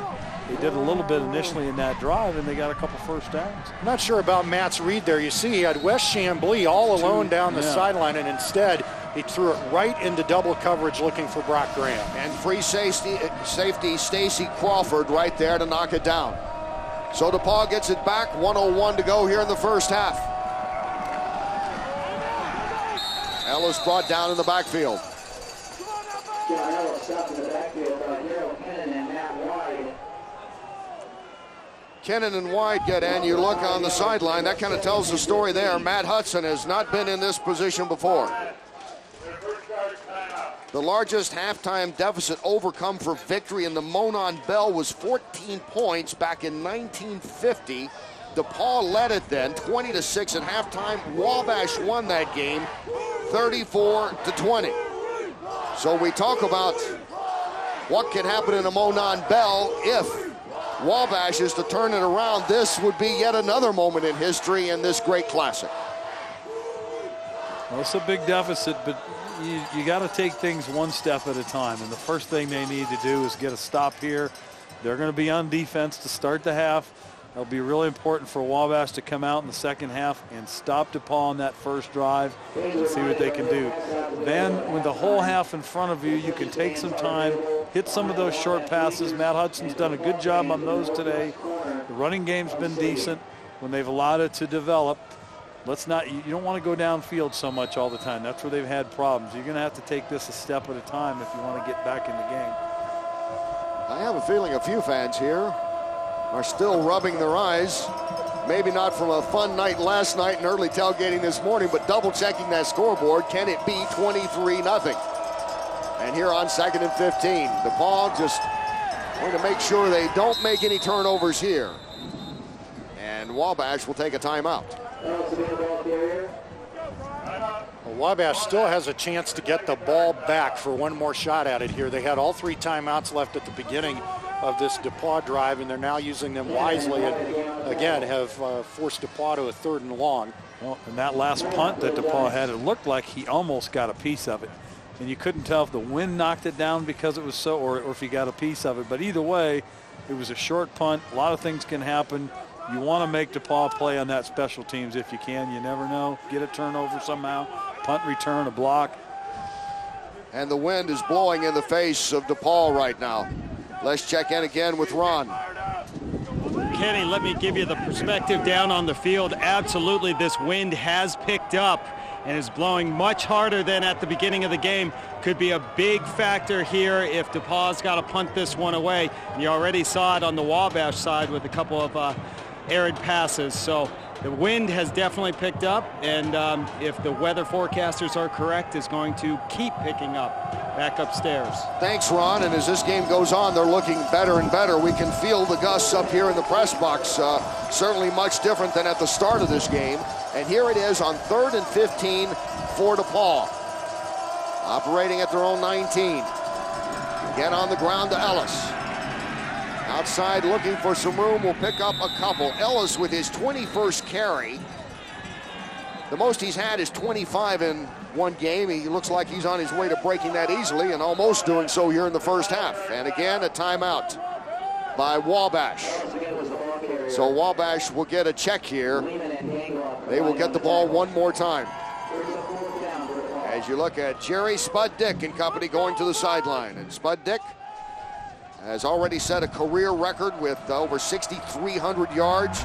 And here he goes to work in action, getting the touchdown to Dahlstrom, then coming back to Gaspera and adding to his total. And then John Ellis, the freshman, finds the end zone for the 3 offensive scores, the other coming on defense here for DePauw in this first half. And there you see the numbers on Spud Dick. Some people overlooked him a little bit when he came out of Lawrence Central High School in Indianapolis, maybe a little too small for mid-size Division I or Division II. And what a great find he has been here for DePauw. Spud has all the tools. He might have been a little couple inches too short for some of those guys, but he's a player. Big kick here for Spencer Whitehead is needed, and great field position is going to be with Wabash as they get one more chance here before the end of this first half. And J.T. Moore there to bring it in and get it to around the 36-yard line. The best starting position all day long here for Wabash. They've had some great field position at different times. In the college game, the clock stops on a first down. There's plenty of time for them to get down and make something happen. That punt into the wind, 20 yards, just 20 yards. And so with 38 seconds to go, Wabash very much in threatening position. Hudson pressured, still pressured, and throws it out of bounds wisely, out of the reach of everyone, as McNeilis was right there. Michael McNeilis, who has 3 sacks this season, is 5th all-time at DePauw, putting the pressure on. He just held that ball too long. He had some time to find some receivers, and by that time, Michael McNeilis, who plays relentlessly, he never gives up on a play. Eventually, he finally got to Hudson, and it was too late. 32 ticks remaining on the clock here in the first half on 2nd and 10. Hudson throwing over the middle, and it's knocked down, and a flag is thrown.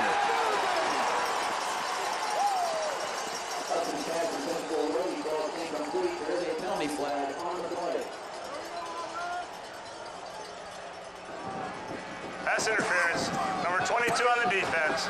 Spot foul, automatic first down. Hudson again with a lot of time, just rifled it in there. I'm not sure how good of a decision that was, trying to rifle it into double coverage again, but he got a break, and Rhodey drew the pass interference penalty. Adam Hawkins and Mark Hepner there in the double coverage. 1st and 10, 27 seconds to go. Ball at the 25-yard line. Wabash trying to avoid the shutout here in the first half. Throwing complete. And he's able to get it to Brady Young, who's become the favorite target here in this first half. They have to hurry up, clock ticking. 13 seconds to go. And he will spike it and get the time. They'll have time to run 2 more plays here at least, depending on what the plays are and how long they take to develop. But definitely they'll get 2 plays. The clock's going to stop if they get 1.5 yards, and the clock's going to stop. Yeah, it was a tough break on that last completion to Young. The ball sailed again on Hudson. You'll see it. Young had to stop, leap to get it, and he had no chance to plant his feet and get out of bounds. Made that catch right in front of Paul Gabor, the man who returned an interception 29 yards for a touchdown. One of the 3 interceptions here in the first half for Hudson. And how big would this be if Wabash can get something on the board here with 11 ticks to go in the first half? Hudson looking, still looking, throwing out of bounds with the pressure on. A smart move by the veteran quarterback with nowhere to go, and good coverage by DePauw, and they still have 6 seconds to go.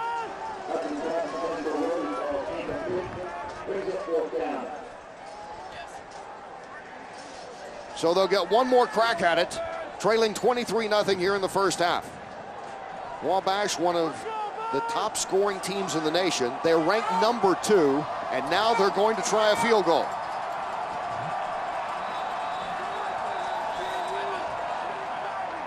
And now DePauw will ask for a timeout. Spencer Whitehead awaiting the kick. His long has been 41 this season. You see 2 of 5, but one of those 2, maybe the biggest kick of the year for the Little Giants. It was the game winner in the 13-10 victory at Wittenberg. That gave the Little Giants a leg up on the North Coast Conference Championship. Frankly, I'm a little surprised that Eric Rayburn's electing to kick a field goal here. They really need a big shot in the arm going into the half. I would think that shot in the arm would be a touchdown, but perhaps he thinks any points will be some momentum for them, and he wants to have some positive end to this first half. That's a tough call, and you're right. Maybe he just feels like he needs to get something going. And you know, thinking about it, Joe, he probably does. They probably do need to get some points on the board. So the sophomore from Bloomington, Spencer Whitehead, he alternates with Ayler on the kicking duties this season, and he will be attempting a 33-yard field goal.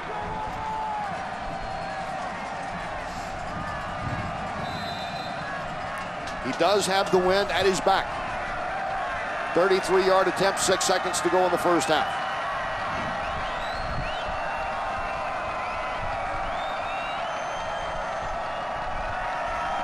Kick a little high, snap a little high. The kick is low, and it is wide to the left. So nothing going right here in this first half. Chad Peterman did a nice job to bring that snap down, and then the kick goes sailing low and to the left. And we'll take another look. This almost got blocked again. It was so low. Yeah, Peterman did do a nice job, as Kenny said. That was almost snapped over his shoulder. But just threw the timing off enough, Whitehead couldn't make the kick. So that kind of sums it up here for Wabash. Shut out here in the first half. 1 second to go. DePauw will take a knee and gladly go into the locker room. Surprisingly, up 23-0 on the second-ranked team in the country. You never know what to expect in this 115th Monon Bell, and who would have expected a 23-0 DePauw lead? Maybe Matt Walker would have, maybe those others clad in gold and black, but that would be, I would imagine, in their wildest thinking. I don't think anybody saw this coming. Wabash's offense was too highly ranked. There's too much talent out there on the field to consider that this would be a 23-0 game at the half. And so a crowd of well over 11,000, approaching 12,000, about half of them stunned. Those in the red and white right now is their number 2 and undefeated. Wabash Little Giants trailing going into the half. Let's check in with Ron. Thanks, Kenny. Head coach of DePauw, Matt Walker. You could not have asked for a better first half from your defense. Blocked field goal, 3 picks, and most importantly, you've actually converted that into points. Yeah, clearly we're happy with what our defense has done. I haven't been very secretive about the fact we've had an up and down year on defense, but we've hung in there. I'm proud of the kids, and the one thing we've always said is our kids always believe, and you're seeing that out of this defense today. We like you said, we couldn't be prouder, and things couldn't have gone our way any more than that. But we got a lot of football left against a really, really good Wabash team that you know is not going to stay quiet too long. So we got to keep playing football as hard as we can. We got 30 more minutes here of a really good football left. If there was any question mark on the defensive side, it was your secondary. They're very young, and they had given up 19 touchdowns through the air, but they've come up huge with those 3 picks. No doubt about it. I mean, we made some, and the one thing we have said is, regardless of the up and down year we've had, we've made some big plays, and in spurts played really well, and we're doing that today, and I'm really proud of the guys. And we're tested all year. These kids, we play against teams that are testing us all year. I mean, our kids are used to big situations. We're used to having our backs against the wall, and I think you're seeing that a little bit today. Okay, Coach, thanks very much. Thank you. Kenny, back upstairs. Thanks, Ron. Matt Walker in his 3rd Monon Bell as the head coach, and right now his team up 23-0, trying to pull the upset over Wabash and bring the Monon Bell back to Greencastle. DePauw doing it, forcing 3 turnovers. 23-0. They lead the number 2 team in the country at intermission.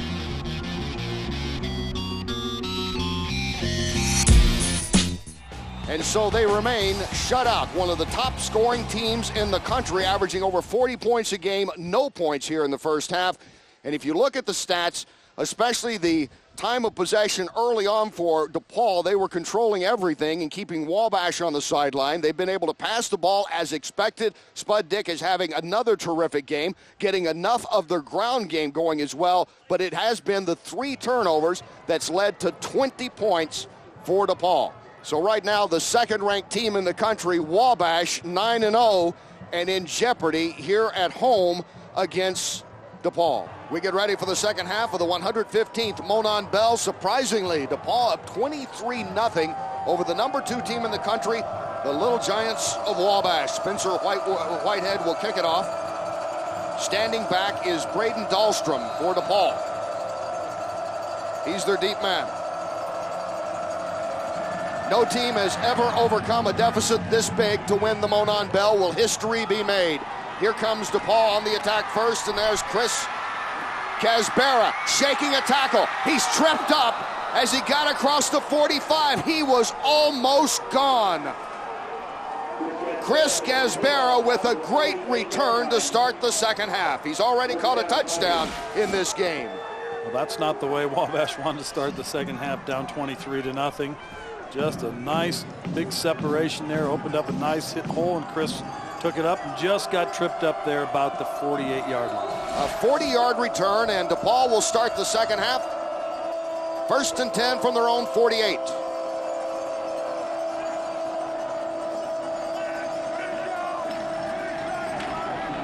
Spud Dick hands off to John Ellis, the workhorse in the backfield for DePauw, who fights for about a yard. Let's go down to Ron Kruk on the sideline. Kenny, I spoke with head coach of Wabash, Eric Rayburn, and obviously he was disappointed with his team's turnovers, but he said the key is making some stops on 3rd down. He also said this series right now, they need to make a statement. Back upstairs to you. All right, thanks, Ron.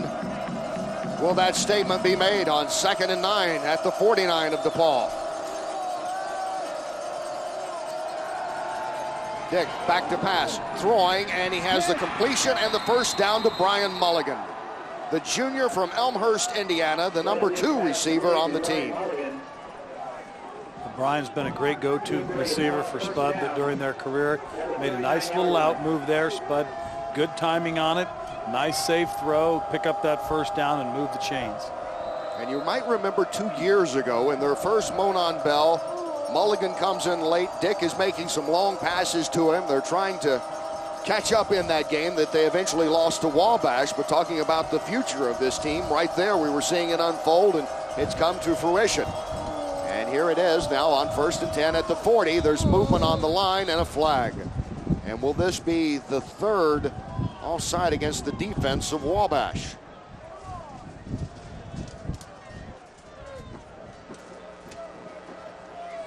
For the play, offside by contact on the defense. Well, that's one thing we talked about a little bit coming out of the half, is just kind of settling down and getting into the game and just make a few plays here at a time. And so far, it's not been a good start.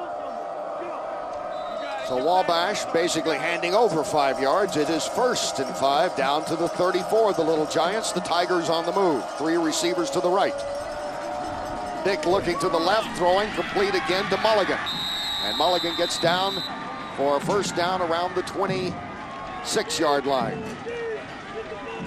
Once again, a nice little safe play, a little hitch route. Nothing fancy, just playing football, moving the chains.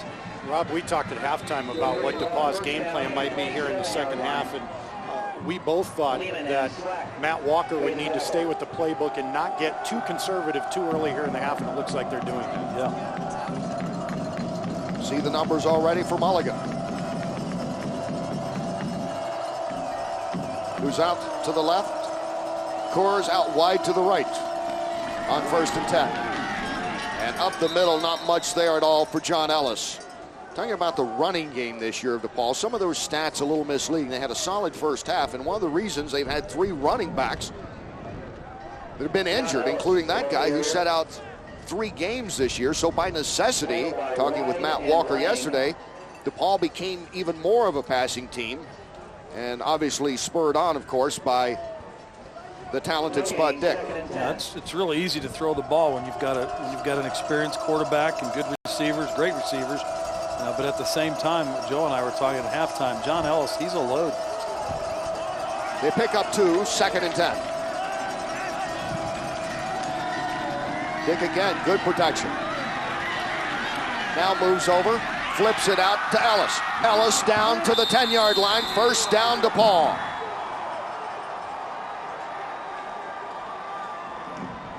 Spud Dick, calm, cool, and collected as he has always been, almost since day one as a freshman when he stepped in that second game and took over. And even when he's under pressure, we see what he can do. That's the mark of a great quarterback, his pocket presence, and you'll see it here. He always is moving to get his shoulder square downfield to make that throw.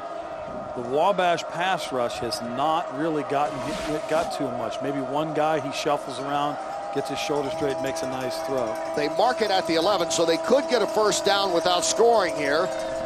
Stepping back, Dick under pressure. This time he will tuck it in and run and get inside the 5. A rare run for Spud Dick. And he picks up about 7 down to the 4. That was an excellent decision there. A little play action. I think he wanted to hit Mark Brannigan right up the middle after he made the fake.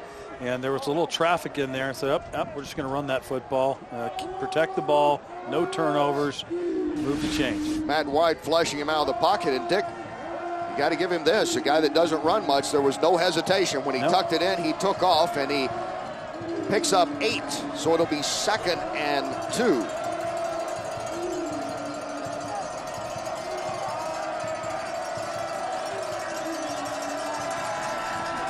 Makes a handoff, rolling out under pressure.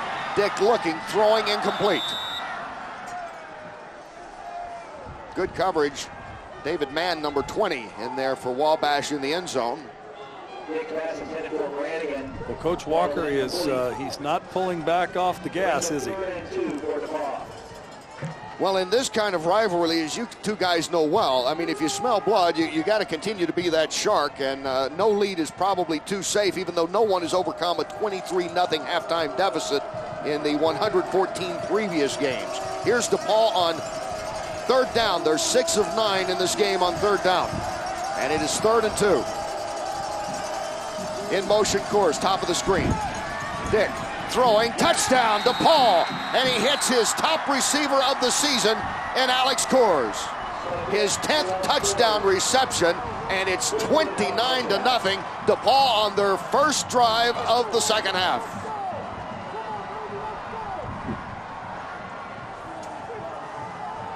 And once again, you're going to see the pocket presence. Spud Dick just stepped right up in the pocket, was cool under pressure, and found Alex Kors right over the middle for a touchdown. Haverkamp for the extra point.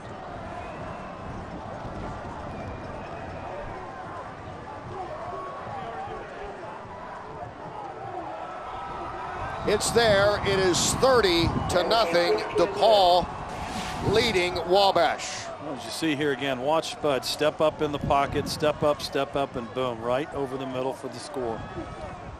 8 plays, 52 yards. It took 3 minutes and 51 seconds to start this second half. Actually, pretty decent coverage there that time by the Little Giants. Spud just rifled the ball in there, threaded the needle, and this could not be a worse start to the second half for the Little Giants. And again, mistakes plaguing Wabash. They missed 2 tackles they should have made on the opening kickoff of this half. Gave DePauw yet another short field. And so now, Eric Rayburn in his first year, 9-0 at Wabash overall in his 9th season, 66-26 coming into this game. We talked yesterday, obviously, you don't have to tell him enough about the magnitude of the Monon Bell, what it means for the people down the road in Greencastle, home of DePauw, and here in Crawfordsville, home of Wabash. And I don't think anyone expected this kind of game. The turnovers just killed Wabash in the first half, but DePauw making their statement with that drive to start the second half. Now Haverkamp will kick it away.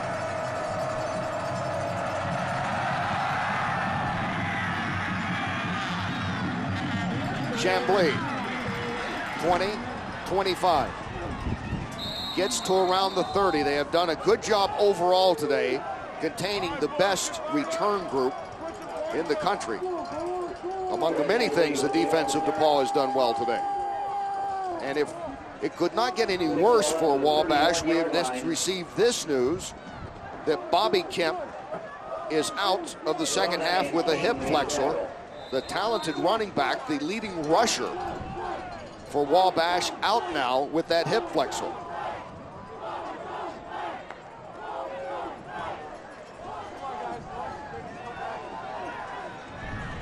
So here's Matt Hudson on what now is becoming like must situations every time they start the drive. This is Sebecki going over the right side and picking up some good yards. And Sebecki is likely to get the bulk of the work here in the second half with Kemp out of the game with the injury Kenny just mentioned. Of the three backs, Sebecki is best suited to be a workhorse because of his size. He has not played the full 10-game schedule, had an injury earlier in the year, so he probably is also a little fresher physically than Kemp or Yoder. So Sebecki's certainly able to carry the load if necessary. And again, they will stay on the ground. You got to look at us up here in the press box behind the glass. We will say that it's open on both sides so we can feel the breeze. At no time do we think that we're separated from the crowd. It's as cold up here, I think, as it is down on about the 20. Yeah, it's a little bit like a wind tunnel in here. There's some separation, but there's an open pathway from end to end, and it has been a bit like a wind tunnel up here today. And you know, Rob, we were also talking off air at halftime. You and I both thought that the Little Giants got away from the run a little too quickly in that first half. Yep, and you're calling plays and you start to reach a little bit when things aren't going your way. Wabash is yet to convert in 4 tries on third down. Here it is, 3rd and 2. Hudson to Sebecki.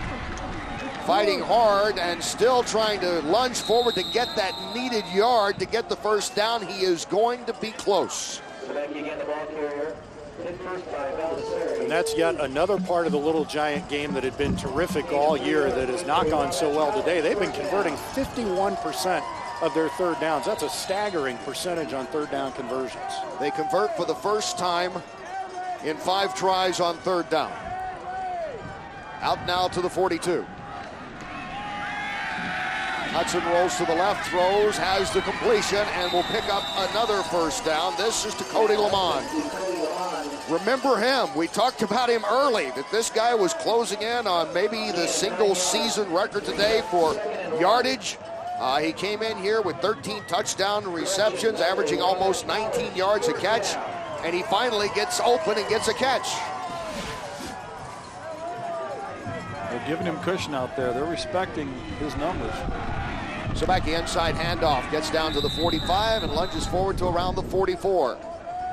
When we talked with Eric Rayburn yesterday, Kenny, you asked him, who are a couple of players who really surprised you? And he said, well, really, Cody Lamond. And the way he described it, he said, if you brought every one of our players in and lined them up, started to pick out who's a real stud on the team, Lamond might be the last guy you point to, and he's really become this team's best offensive weapon.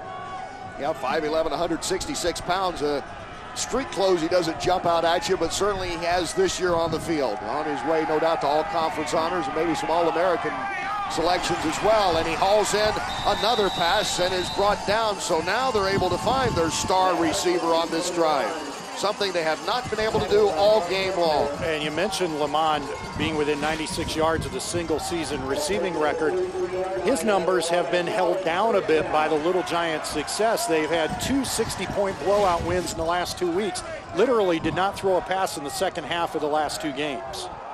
Sebecki misdirection, flag is thrown as he gets down to the 30. But a flag on the play.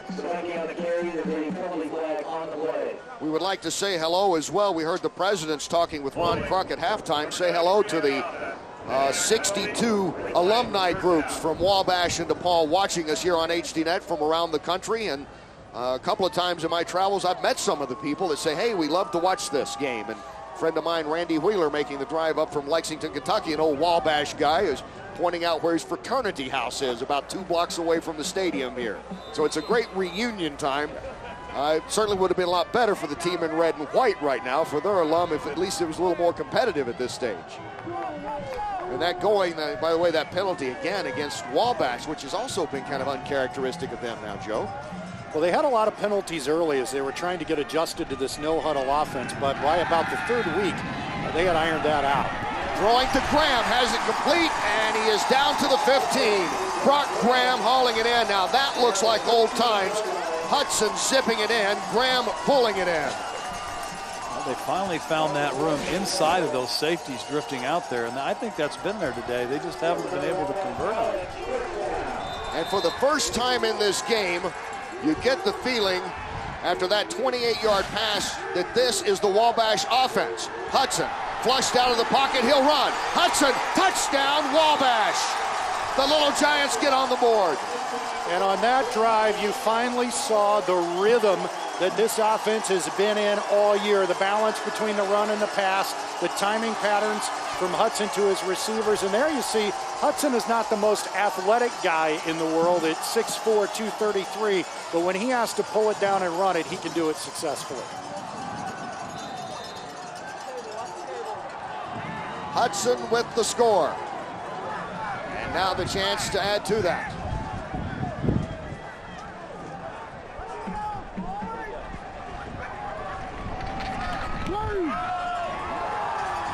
And the kick is good. It seems like it's been a long time coming, but Wabash gets on the board. 8 plays, 69 yards, taking 3 minutes and 10 seconds, and capped off by this run by the quarterback, Matt Hudson. Good coverage downfield, but the middle opened up in a big way for Matt Hudson. He just made a good decision here to tuck it and run. Linebacker there slipped a little bit, and Hudson had a good angle to the end zone. And really good for Matt to be the one to get the points on the board for the Little Giants. Hopefully that will settle him a bit. That was really a pretty good drive for the Little Giants. Still a long uphill climb for them. Rob, I think at this point, Wabash, even if they get the offense going, they need a turnover deep or maybe even a defensive score to really turn this one. Probably, or a quick stop, just to get them out 3 and out. That would be a first, probably. just to get the ball back quickly. Turnovers would be great, but the first thing they need to do is just play good defense. The plus for the Wabash faithful watching this nationwide, those here at the stadium, is that the Little Giants, they don't need a lot of time to get points on the board. That drive taking just a little over 3 minutes. As Spencer Whitehead, who booted the point after, will kick it away. And standing back, Chris Gaspera had that 40-yard return the last time he touched the ball. Squib kick this time. Taken short. Gaspera looking for room, and he gets some and gets up to around the 38-yard line. And we talked about some of the single-season records on the line here. Alex Kors needs 81 more yards. Spud Dick 186 yards passing, and the offense 121 more passing yards. That's what DePauw needs right now, and certainly they would appear to be attainable at this stage. As you look at Matt Walker on the sideline, we talked about no let-up. You can't have a let-up when a team like Wabash can score as quickly as we've just seen. Both teams scoring on their first possessions. 37, DePauw leads. Dick hands off. Ellis shakes a tackler in the backfield, turns the corner, has the first down and more. Across midfield, running down and forced out of bounds at around the 37-yard line. John Ellis, the freshman from Berkeley, Illinois. Little Giants again with good penetration at the point of attack, but again, poor tackling. There you see reaching and some arm tackling, and you just can't arm tackle Ellis. He is just too strong in the upper body to try to bring him down around the shoulders. And finally, Chad Peterman able to force him out of bounds after that 28-yard gain. And Ellis just having a tremendous day. At the 40 of the Little Giants, DePauw going to work. Go to Ellis again. Again. He's able to turn the corner and pick up yardage, about 5 on that. You really have to be impressed with DePauw's offensive line, the job they're doing up front. Things look a little bottled up with some of those zone blocks. They kind of run through, and then things start to open up, and he's very patient. And all of a sudden you have 6, 7, 8, even 10, 15 yards on a play. This is exactly what Wabash does not need, is a long, sustained drive that eats up a lot of clock. John Ellis averaging around 72 yards per game. He has already exceeded that in this one. On 2nd and 5 at the 35 of Wabash. Tigers have 3 receivers out to the left. Spud Dick has it knocked away. That's a fumble. It's a loose ball. Is it a fumble? Wabash alertly falling on it. And a big turnover for Wabash. This is what we talked about, whether you would want to keep the pedal to the metal and stay aggressive or run the football. For the first time, they were able to swarm on Spud Dick immediately. Rich Lehman was the one who scrambled in and batted it away. And Matt Wide touched it first. And then Lehman, who knocked it away, is the one who eventually recovered it for the Little Giants. We talked just before this drive, the Little Giants would need a stop, a turnover, or a defensive score, perhaps, to really turn the tide. This may be that opportunity. Here they go to work at the 40 of DePauw. Sebecki picking up some yards as he goes over on the left side. And on that defensive play that forced the fumble, that's one of the few times Little Giants have blitzed today. Their plan was to get pressure with their front four. And Rob, I don't think they have much choice. They're going to have to start to gamble some more on defense. I agree. They have to, and they came off the edge. He did not. Nobody touched him. And it's something they hadn't shown too much today, and it worked very well for them. They pick up 3 at a 2nd and 7. Hudson firing. Has his completion to the 30. He's going to be close to a first down as he finds Brady Young again, the freshman receiver out of Muncie, Indiana. So the number 2 ranked Little Giants now looking more like the team that has made it up to number 2 in the country and like the team that's considered a threat going into the Division III playoffs next week. Well, Matt Hudson looks like a different quarterback here in the second half. Taking the shorter routes, he's working the flats, working the underneath routes, and just seems to be much more settled than he was in the first half. Looking more like the quarterback that's one of only 4 to throw for 4,000 yards in a career. He's throwing over the middle for Graham. Not there, but there is a flag. Interference is going to be called. No doubt about that. He wanted the seam route to Brock Graham, who was running right down the hash. And the linebacker grabbed him and wrapped him up. No doubt about that. Taron Collins right with him, and a little too much. Great coverage right to the end there. So he goes right down the middle, challenges the linebacker, gets the flag, and it is 1st and 10 for Wabash. Ball placed at the 14-yard line. 14-yard line of DePauw.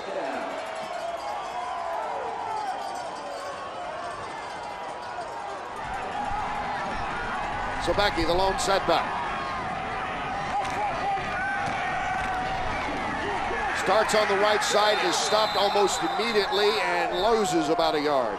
That's the first time we've seen the 2 tight ends set today. The Little Giants like this formation a lot. And number 89, Chad Sorensen, the motion man on that play, they use in all different ways. They'll line him up as a fullback. They'll let him stay on the wing as a tight end. And that time, Sebecki just ran into his own man, tight end Scott Liska, who was on the other side of the formation. See Sorensen, a junior out of Newburgh, Indiana, number 89, on 2nd and 11. Play fake. Hudson rolling, looking, chased, sandwiched, and goes down around the 10-yard line. That was about a hard-earned 6 yards for Matt Hudson by keeping it. He had Brady Young wide open in the end zone, and he didn't see him. If he had looked up just a second earlier, it would have been a touchdown. McNeilis in there on that tackle. It's 3rd and 6. Pickup of 5 officially on that run by Matt Hudson.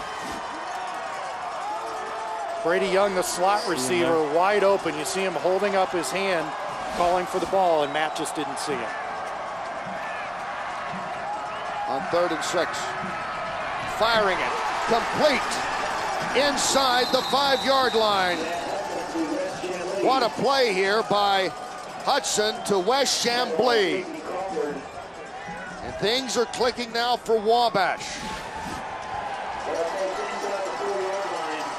once again, just a little hitch route on the inside, a simple throw, not very complicated inside underneath that coverage.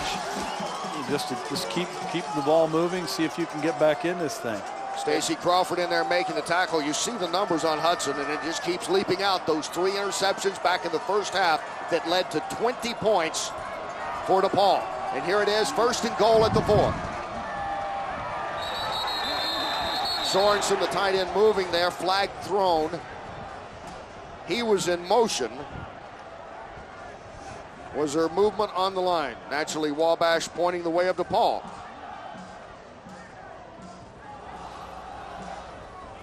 Before the play, offside, defense, by contact. And they that time they were correct. They always point the opposite way, but a good call. You see the movement thrown off a bit, I think, by Sorensen going in motion, the tight end. So they will inch closer to the goal line. 1st and goal around the 2. DePauw, 9 penalties, 74 yards in this game. On 1st and goal, Sobecki trying for the right side. He's in. Touchdown, Wabash.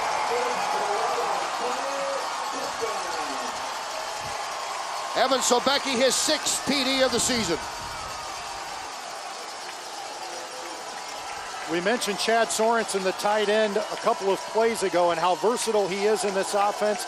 Again, they line him up as the lead blocker. He paved the way for Sobecki, who ran behind Sorensen. Right guard Skip Tokar and right tackle Jeremy Morris. Got some big guys over there. Tokar at 320, Morris at 298. And Wabash has scored on consecutive drives, and they complete it with the PAT. And there's Evan Sobecki, the junior out of Granger, Indiana, with the touchdown. 6 plays, 39 yards, eating up 3:14 of clock. And one more look at Sobecki's TD. Nothing fancy here, just straight ahead, smash mouth football behind the 2 big offensive linemen and Chad Sorensen. And we said Sobecki willing and able to carry the load here in the second half, with Kemp sidelined due to the injury. And Sobecki, no stranger, Rob, to big games. He played his high school football at Penn High School, which, as you know, and a lot of our viewers know, is one of the top 5A programs in the state of Indiana. Yeah, they always produce a lot of good players. So it's now 30-14 DePauw. And you can feel the excitement here in the Wabash section, and you feel a little bit of that momentum coming back to the Little Giants direction. And how big are turnovers? 4 turnovers in the game total. Each team getting the turnovers turn them into points. That is the first score off a turnover for Wabash in this game after the fumble by Spud Dick. And Chris Gasbera standing back. Big thing now is there's only 3 minutes left in the 3rd quarter. Is it too little, too late? Whitehead to kick.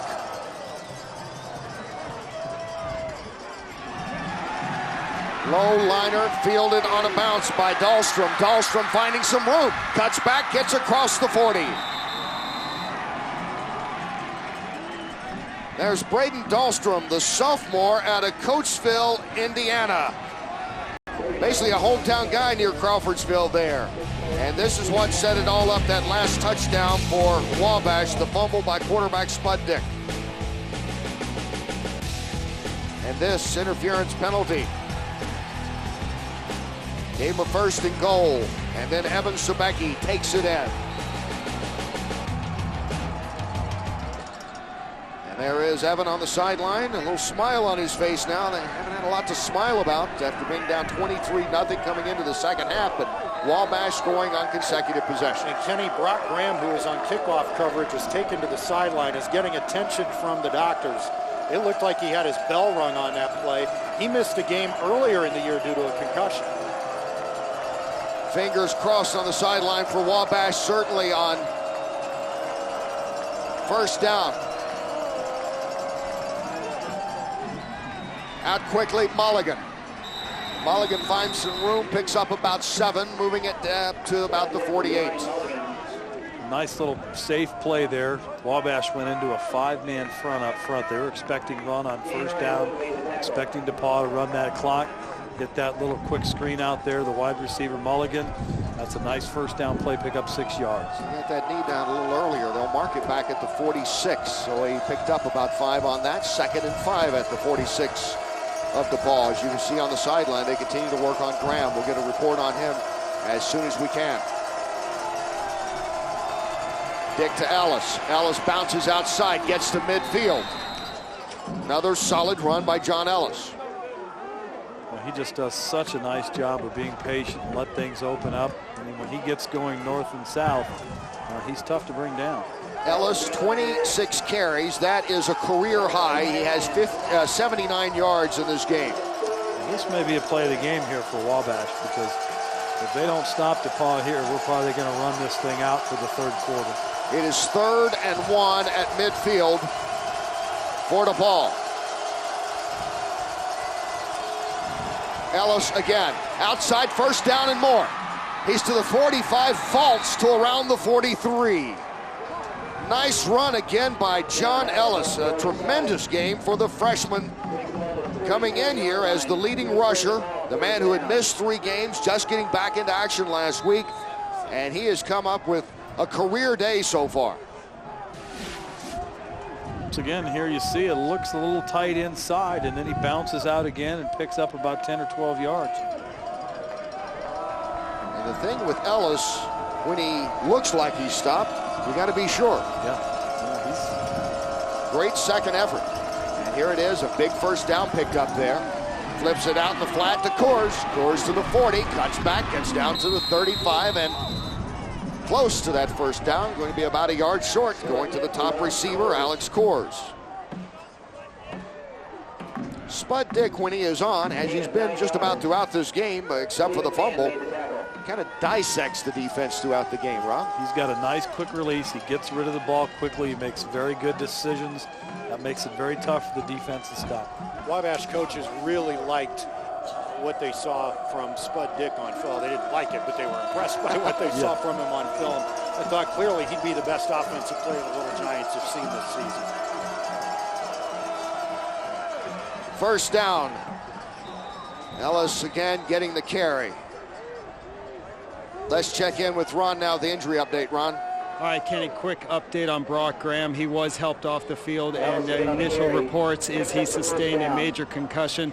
The trainers were asking him if he knew where he was, and Brock really wasn't answering, but it sounds like he's back. Very emotional, too. He almost broke into tears, so we're going to see if he can get back in, but I wouldn't count on it. Kenny? All right, thanks, Ron. And more bad news there for Wabash as the clock's ticking down here for the 3rd quarter, and DePauw still with the ball, still in control of this game, leading it 30-14 here in the 115th Monon Bell. Can the Tigers keep the bell by upsetting the number 2 Little Giants? 4th quarter coming up.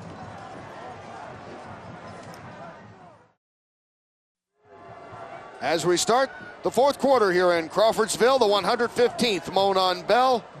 Kenny Rice along with Joe Emick, the voice of Wabash, and Rob Doyle, one of the great players in DePauw history. Ron Kruk on the sideline. Glad that you could be with us here on HDNet. It has been a tough day for Wabash on so many levels. As you look at Brock Graham, one of the stars, featured at halftime for his many accomplishments off the field as well. He was graduating early. This is his last game. He's still being worked on the sideline. We heard the report from Ron. He has a concussion. Doubtful that he can return to this game. It is 1st and 10 now for DePauw as we pick it back up. Throwing, and it's complete. Oh, in and out of the hands of Alex Coors. It was almost there, but good defense that time by Wabash. You mentioned Brock Graham, and we saw him being consoled by Wabash's athletic director, Tom Bambry. This injury is going to have, or could have, some implications beyond today for the Little Giants. They play again next week in the playoffs, and the way teams and medical staffs manage concussions now, if it's as bad as Ron reported, Brock may not be available next week either. That was Adrian Frederick in on that play, number 31, who made the hard hit and forced the ball away from Coors. Now on 2nd and 10 at the 32 of Wabash. Ellis in the backfield, hit immediately, dropped for a loss. Let's go back and check in with Ron on the sideline. Yeah, guys, the Wabash training staff have officially ruled Brock Graham out, of course, for this game. Brock was pleading and begging them to let him get back in, but they have officially ruled him out. Of course, they don't know the severity of the concussion at this point for next week. Back upstairs. Thanks, Ron. And we hate that news for Brock Graham. Had a chance to visit with him yesterday. What a nice guy. I mean, he really lives up to all the cliches about being the real student athlete and an all-around great guy. It is 3rd and 13 now for DePauw. They have been big on third down conversions. One of their keys here in this game. Over the middle, complete to Gasbera, but it's going to be well short of the first down. Interesting story about Brock Graham. Ron talked about him arguing with the training staff earlier in the year when he was held out due to a concussion. Coach Rayburn made the equipment managers take all of the gear out of Brock's locker because he was afraid he'd find a way to get his gear on the bus and make the road trip. And he's really a passionate young man, and even though he is listed as a junior, he's going to graduate early, so this is his last Monon Bell game. You see the third quarter stats, and that turnover for DePauw was huge because that led to 7 points for Wabash in there. And there's Graham again being consoled. That is a moment. Brock Graham in his last Monon Bell game. And our best wishes to him that everything works out as he continues on in the playoffs. This leads to a lot of questions right now because Wabash coming in here number 2 in the country. If it holds up, they lose this game. Joe, you follow them closer than anybody. I mean, if they lose this game, do they still get a home field game, you think, next week? How much will it affect their seeding? Well, it's unlikely, but, you know, last year Wabash was in this situation. They lost the Monon Bell game to ruin an undefeated season because a couple of other teams in the region also lost. They ended up with an opening round home game, but still, chances are likely that Little Giants are going on the road. That said, Little Giants made the most of the playoffs last year. They won 2 games, advanced to the Elite 8, lost to Wisconsin Whitewater, the team that went on to win the national championship. So one good thing for the Little Giants, if they are unable to mount a comeback today, they get a second chance next week in the postseason. Coming in here, their 4th consecutive North Coast Athletic Conference championship, 9-0, ranked number 2 in the polls. And, you know, for DePauw, they play in a conference that sometimes gets a little overlooked. The Southern Collegiate Athletic Conference, a very tough conference. They're on the road a lot. They lost to Trinity. They lost to Millsaps, which is a top 5 Division III team this year. They thought playing this tough a schedule would pay off. Yeah, it has. So here it is on 4th down. They're going for the field goal from 42 yards out. Jordan Haverkamp. His long this season, 45. Has a little bit of a breeze behind it. In the leg. The kick is up, and it is good. Jordan Haverkamp, his 2nd field goal of this game. And the man who will forever be known for that big kick last year has put 2 through and 3 more big points for DePauw as they increase their lead to 33-14. Interesting with Jordan Haverkamp. Here he is.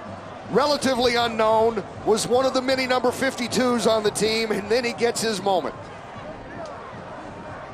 47 yards to win the Monon Bell. A classic moment for Haverkamp. Talking to Matt Walker yesterday, he said, you know, I don't think even seriously about a third of his teammates knew exactly who he is. Had dinner last night with Bill Wagner, the outstanding sports information director for DePauw, and of course Brent Harris up here at Wabash. Both just do the best job you can imagine. He said at the Hall of Fame meeting, and you know about this stuff, Rob, said we had the Hall of Fame dinner, and some of the guys half-kiddingly said Jordan Haverkamp, put him in the Hall of Fame right now. He kicked the winning field goal, won the bell. And Bill explained to him, you know, this guy didn't even get a letter last season. He only played in 2 games. So he's not an official letterman yet at DePauw. Obviously will be after this season. Well, he's earned it. That kick would have been good from about 52. And now Haverkamp, who has his own number, he transferred in from Denison. And last year at the end of the game, Matt Walker decided to take a chance, and really I wasn't even sure that I was going with Haverkamp until the very last moment. And Haverkamp on his first collegiate field goal attempt ever drilled it from 47 to win the Monon Bell. Chamblee up to the 20. 25-30, he's pouring it on, gets down the sideline to around the 43-yard line.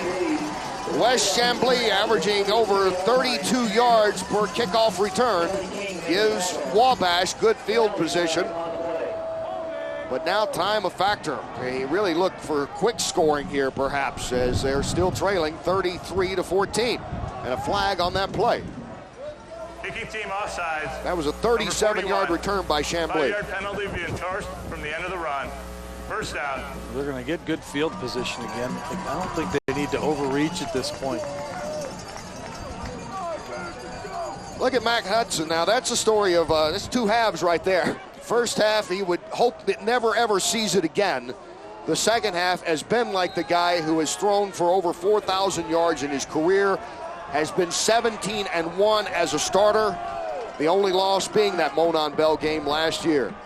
So this looks like the Matt Hudson here in the second half, not that first half. But that's the one they're trying to overcome as he gets it to Rhodey, and Rhodey is drilled and brought down around the 44. You look back at 3 interceptions and 20 points, and you don't want to keep harping on it, but there's no other way around it. 20 of their 33 points have come on turnovers. Well, you know, games are funny. Things are going to happen. Really what matters is how you bounce back after those bad plays, and he's showing a lot of character today. 6'6" junior from Salem, Indiana. On 1st and 10, looking.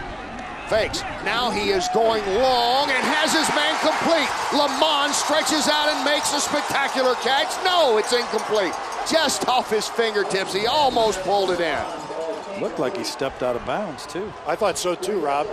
Let's take another look at it. Good pump fake by Hudson to freeze the defender.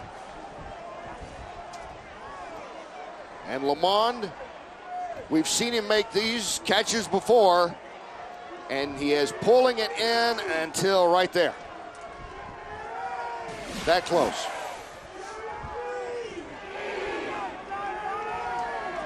So Cody Lamont almost making the kind of spectacular catch that Wabash really needs right now. They need big strikes quickly. There's Lamont down to the 30. That's one of Lamont's favorite routes, is that little comeback route, which they haven't run much today. He just runs straight down the field like it's a fly pattern, drives the defender off, stops, turns, and the ball is right on the money. You see the signs being given from the sideline to Matt Hudson. That's all part of this no huddle.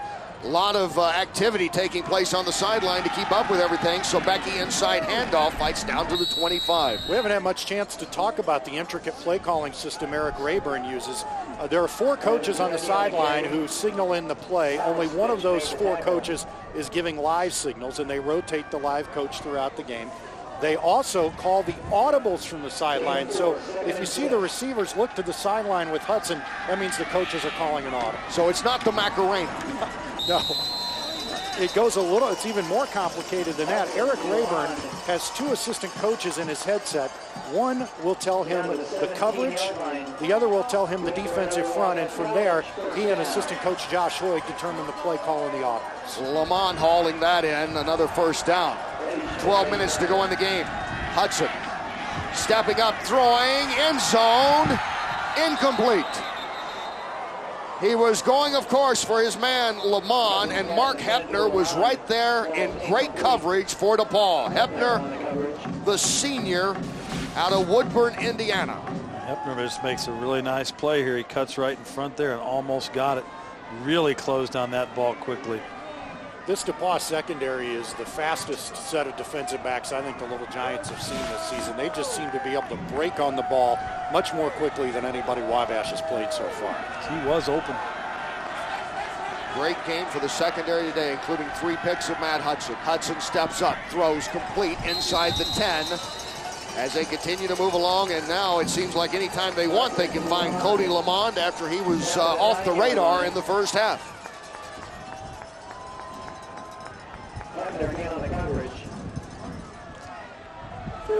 Again, Coach Rayburn and company's giving in those signals. It is 3rd and 1. Zabecki hit in the backfield and is going to come up short, I believe. Ryan as Preuss got right there. Ryan Preuss leads the team in tackles. He's 226-pound sophomore from Zionville, Indiana. That's the second time today Wabash has tried to hurry things up on a 3rd and short, and the second time it hasn't bothered DePauw. They've been able to stop the play, and this is it. This is probably the offensive play of the game for the Little Giants. 4th and 2. 11 minutes, all that's left in this game. 4th and 2, they fake to Sebecki. Hudson keeping it tripped up in the backfield, and he goes down. What a great defensive play turned in by Wabash's Kyle Shearer. The outside linebacker, the sophomore from Fort Wayne, comes in to stop the drive. Kyle just makes a great play here. He was beat. He just dives over out of the outside, just gets his heel and trips him up. That was the play of the game because he may have gone in for a touchdown there. At the very least, he had the first down. That's just an effort play there. They like this play, the Little Giants offensive coaches, and Hudson typically runs it successfully, but DePauw obviously was prepared for it, and the linebacker read it well. And that might be the old ball game. Still 10:52 to go here in the 4th quarter. DePauw taking over, and as we know, anything can happen in this game, but every possession, Wabash really, you think, needs a score. This time they don't get it. Quickly out to Mulligan. Keeps that clock churning along, picks up a few yards. I can't believe he got that ball off. He ran that quick screen, and one of the Wabash defenders jumped up right in front of him. He held the ball and then threw it after he kind of got a window there. That could have been a dangerous play. You know, Spud Dick's about 5'10", 5'11", and he seems to play a little bigger. You really don't see him too many times forced out of the pocket or anything because of the taller guys coming. No, he makes good decisions. He gets rid of the ball quickly. He's got a good quick release, and that's a good asset to have as a quarterback. 2nd and 6. DePauw operating from their 17. They'll keep it on the ground on the left side to Ellis. John Ellis, now he hasn't been a Jeremiah Marks, the all-time rusher for DePauw. We saw him last year have just a tremendous game, but he has stepped right in here today with a very strong ground game. He's approaching 100 yards, has helped DePauw eat off a lot of clock and keep possession. Yeah, and as a freshman, he certainly looks to me like he has the building blocks to be the next Jeremiah Marks. He's a big, strong kid. He runs hard. He makes great reads. 3rd and 5 for DePauw. Coors in motion. Throwing, and he juggles it, holds on to it. Coors makes the catch, gets another first down, and DePauw continues to be amazing in 3rd down situations. Just a super job by Spud Dick going back. There's a little traffic in his fake. Alex Coors on the crossing route, almost drops it, stays with it, and picks up the first down. Great hands of Alex Coors. You can see him shaking his head like, oh my gosh, I better not have dropped that one. Dick, 22 of 27, 217 yards in this game. Gets the ball up to the 27. That other 3rd down conversion there is a flag.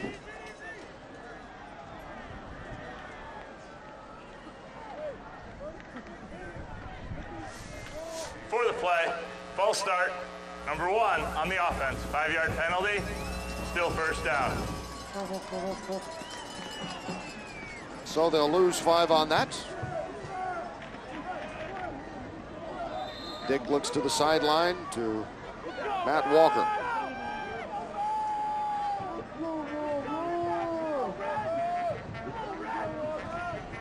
Kind of going back to the first half, which is really the way this game unfolded. First half has been the deciding point. 20 points off 3 interceptions. DePauw taking advantage of every one. And that has been the difference in this game. Outside again, it's Ellis. Ellis gets up to around the 25-yard line. Flag is dropped back around the 22. And Kenny, it may not only go back to the first half, but guys, it may go back to the very first drive when Wabash went right down the field and then had a field goal block. That turned the momentum right off the bat. 10-yard penalty. This one is going against DePauw. Let's check in with Ron. Guys, you mentioned what a huge day John Ellis has had. Well, if he hits the century mark, he will become the first DePauw freshman to run for over 100 yards in a Monon Bell game in 20 years. The last man to do that was Terry Dickey. Back upstairs. Good info, Ron. Thank you. And he's jumped right into this Monon Bell. Ron Kruk has, hasn't he? He has. It's just great to always be here, and the hospitality is wonderful as always. And Little Giant fans do not want to hear that Ellis reminds people of Terry Dickey. Terry Dickey won 3 out of 4 Monon Bell games. Well, I would say Wabash fans are probably already saying we're going to see a lot of this Ellis guy, including right now. Fends off one more tackler and picks up about another 3 yards. That's what's so impressive about this guy, is he has a lot of poise for a freshman and can take a hit and then still get you 3 or 4 more. Well, you know, last year when Wabash was preparing for Jeremiah Marks, one of the things the Little Giant coaches said that impressed them was Marks never lost yardage, even if he just fell forward for a yard. And Rob, I see that characteristic a lot in Ellis as well. Absolutely. He gets his shoulders square to the line of scrimmage and moves north and south. He's very patient. He's always moving forward, so it's really hard to get a solid side hit on him. You've got to take him on head on. You can see he'll run you over. And as Ron told us, Ellis trying to become the first freshman to get 100 yards in a Monon Bell game in 2 decades. He's close. He has 92 yards on 31 carries, John Ellis.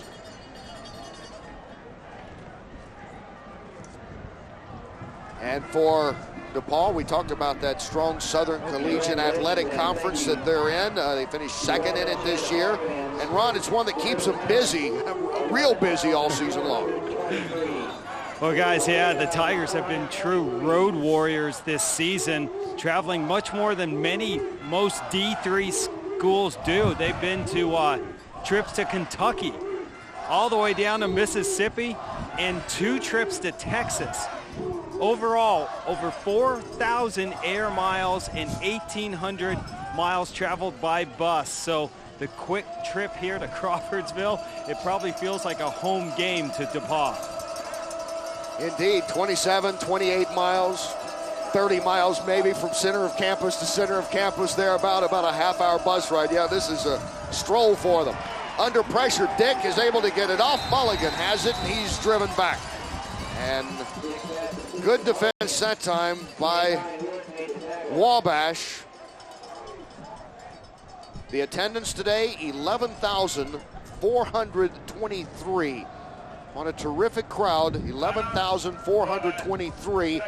Not quite that record 12,000 they were hoping for, but I tell you, some of the elements when that wind started blowing, you know, even then it's amazing. With 917 students here at Wabash, 1,240 at DePauw. If everybody brought someone, boyfriend, girlfriend, just friend, there would still only be 4,314 people here.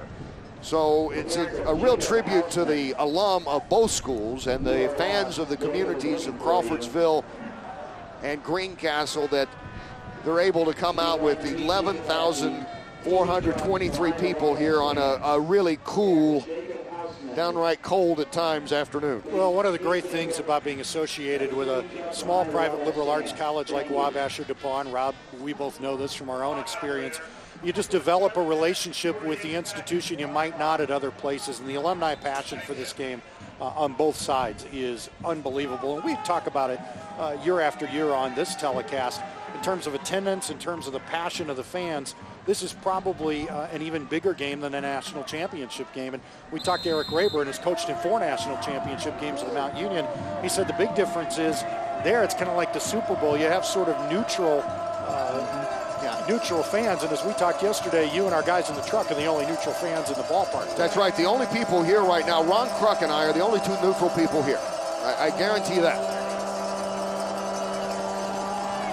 We'll stick around. Handoff once again to Ellis, and Ellis closing in on that 100-yard mark as he goes up the middle, close to the 30.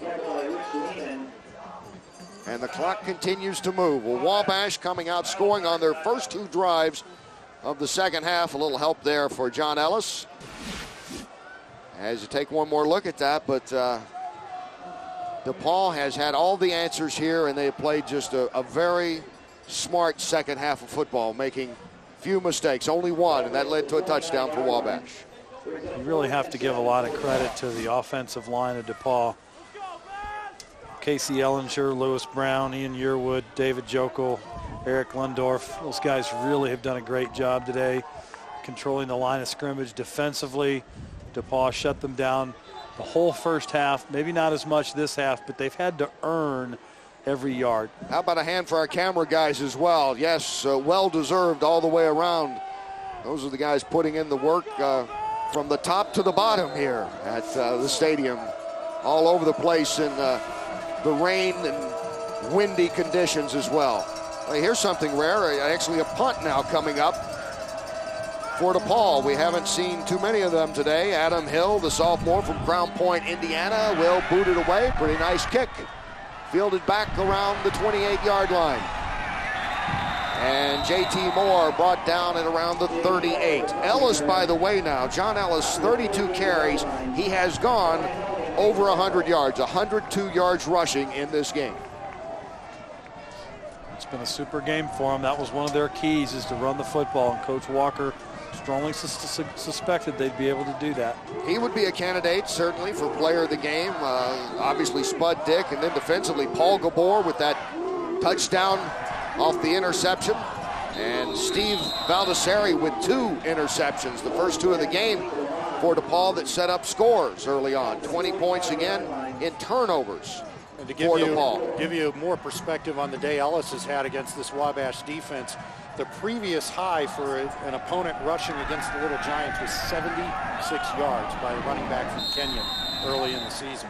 And you know, guys, one thing for fans to look forward to, if you think about the key people in this game, the 2 quarterbacks, the 2 leading receivers, the running backs, all underclassmen. A lot of really good skill players on both sides to look forward to watching over the next couple of years in this game. Hudson, the junior, who's about to go 17-2 as a starter, it would appear, and both those losses, Monon Bell games, the last 2, as he rolls out, throws, and has a completion. They get it down to around the 42-yard line. It's been Brady Young. There's yet another one of these underclassmen, just a freshman out of Muncie, Indiana, who's had a very nice day. One of the bright spots on what has been a relatively cloudy day for Wabash. Trying to complete their 3rd unbeaten season in this decade. And that looks like it's going more and more away from them now. I don't know. 6:53 to go. In your wildest best scenario, Joe, can you come up with a way to do this? Oh, I could come up with a lot of ways to do this. How realistic they are, I don't know. I mean, the Little Giants do have some firepower, but they also have to get a stop even if they score quickly here. Well, it starts with that score. They've got to get on the board now. You get down to that 5-minute mark and you're down 19 points. And it goes back to that 4th down when they were not able to convert their last drive. Kyle Schur catching Hudson and throwing him for a loss. There's the throw, a nice stretch attempt for the catch, but it's incomplete. Again, going to Lamont, and there is Baldessari again. Yep, Steve Baldessari has really been everywhere today, including those 2 interceptions. Broke on that ball very well. It was a little high, and Steve came in, got his hand in there, and knocked it away. Talk about the young talent. There's Baldessari, just a freshman. He leads the team with 4 interceptions. And Wabash today, uncharacteristic. They have been 3 for 8 on 3rd downs. That is picked up in the second half. They're 3 for 4 in the second half on 3rd downs. Here it is, 3rd and 10. Hudson throws, and it's incomplete to Young, and a big hit put on Young. And another ball sailing on Hudson. We saw some balls sail on him in the first half that led to interceptions. And there again, you see this one forcing Young to climb the ladder. And there's really pretty good effort by Young, just to get a hand on it. Right with him, Paul Gabor, number 2. And so now 4th and 10. They have yet to convert on 4th down. That last 4th down was the one. I think that's the one that really... That was a killer. Kind of ended even wildest hopes. Hudson floats it. Incomplete. And a big defensive stop again by Wabash. Pressure everywhere. McNeilis leading the charge. And Matt Hudson had not many options there. Couldn't step into that throw. Michael came in, made a nice play, and that ball, he just couldn't step into the throw, and the ball kind of floated out on him. That may be the swan song there. McNeilis, as you look at the numbers for Hudson, McNeilis, one of the seniors on this team, the senior from Indianapolis, who is going to finish in the top 5 all-time in sacks at DePauw. And here come the Tigers one more time.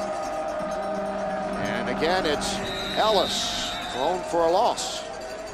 Back on Michael again. He's also an outstanding student. He's been nominated for several national academic football awards and nominated as an academic All-American. That was a nice play on that last run by middle linebacker Brian Watson, one of the few defensive highlights for the Little Giants today. And now for this Little Giant coaching staff, you don't want to give up hope yet with 6 minutes still to go, but they have to begin to think about getting this team refocused. They have to play another game next week, and it'll be a challenge, I think, getting this team to bounce back after a loss like this in such an important game. Ellis again. Fights up close to the 40. And there is Matt Hudson, who has just had a first half. He probably hasn't had anything that bad happen to him in his career on any level. Those 3 interceptions that resulted in 20 points for DePauw and put this game out of reach. But to his credit, he came back in the second half. He did settle down. He drove his team down the field for a couple of touchdowns. He stayed in the game, played hard, and he'll be ready to go next week. He's a pretty unflappable kid. He'll be ready to go for the postseason. It's been the tale of 2 halves. I mean, Wabash playing like the team that's ranked number 2 here in the second half. Flipped out to Mulligan, and again, the sure-handed Brian Mulligan hauls it in, gets up close to midfield. There's a flag on the play. On that 3rd and 12, he's going to be about 2 yards short of the first down, depending on the flag. They went back to that nice little bubble screen, got a nice gain, but I think you're going to have a holding call out there in DePauw. Holding, number 75 on the offense. Penalty is declined. 4th down. This, the 115th meeting. As that goes against DePauw, the 115th Monon Bell. Wabash leads 53-52-9. Amazing. 114 games separated by 1 game. Here at Crawfordsville, Wabash with 26 wins, 24 losses, and 5 ties. As you look at Eric Rayburn, what will this do to his Wabash team? 9-0, ranked 2nd in the country coming in here. What about next week as they go to the Division III playoffs? Do they still get a home game? Will they drop a lot? I think the committee should look at it this way as well. DePauw is in a conference that is probably a little underrated at times with Millsap, Trinity, and DePauw in there. This is a very tough conference they play in, and I think that DePauw could play with a lot of teams that are ranked certainly well ahead of them in the polls. Yeah, I think we saw a little bit of that last year as well in this game with how well DePauw played against Wabash. I think probably the difference in the 2 leagues is that the bottom of the Southern Conference is better than the bottom of the North Coast. The top of the league, probably pretty comparable. But you know, for the Little Giants, Coach Eric Rayburn is as well tested in the playoffs as anybody in Division III. He played his college football at Mount Union. They're the most dominant program in this division. He was the offensive coordinator on 4 consecutive Division III national championship teams at Mount Union. Mount Union's head coach Larry Karras is his uncle. So he has a pretty good pedigree. He's been around national championships. So he'll know how to get this team ready. He'll know how to approach the postseason. And on 4th down, Adam Hill will boot it away for DePauw. JT Moore back for Wabash. High, Moore settles under it. Some room up to the 20. There he is hit and brought down by Mulligan. Mulligan's done a great job the last couple times on the punt coverage. He's come right down and made the tackle. Pinned Wabash back a little bit. Even bigger questions for Wabash next week. Brock Graham has left this game with a concussion. How will he come back if he can? Bobby Kemp has not played at all here in the second half. A hip flexor has kept him out of action. Some other things for Wabash to think about as they go into the playoffs next week. And Hudson dropping back to Lamont. First down up near the 35. Hudson and Lamont, they found the rhythm that they had through 9 games. They couldn't find it in the first half, but they have here in the second half. Clock ticking down, just over 4 minutes, down to 4:20 to go here in this 115th Monon Bell. And again, Lamont coming back to that to make the catch as he did a nice job right in front of Bruce. Not quite the drama as we had, gentlemen, a year ago when we were down in Greencastle and it came down to that last second, highly unexpected, unpredictable finish of a little-known kicker, Haverkamp, that kicked the 47-yarder. But this has been a surprise in many other ways that there would be this kind of lead put up by DePauw in the first half, a dominating performance in the first half. We get a chance to see what turnovers can do, how they can turn a game around. Andrew Rohde in on that catch, the senior from Buffalo Grove, Illinois.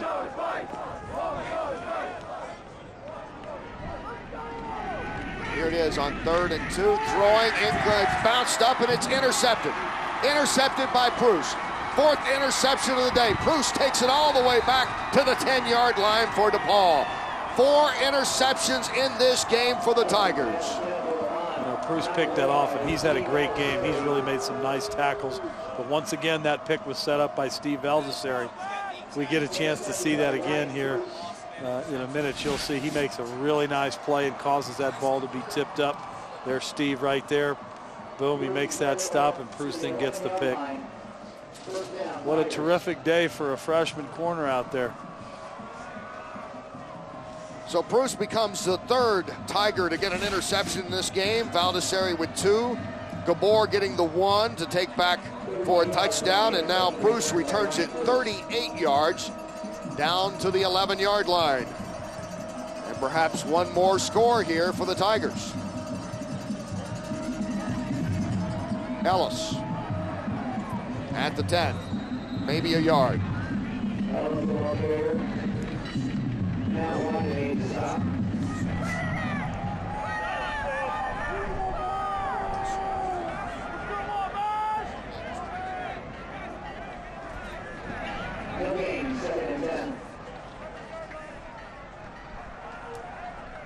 As you see Matt Hudson on the sideline.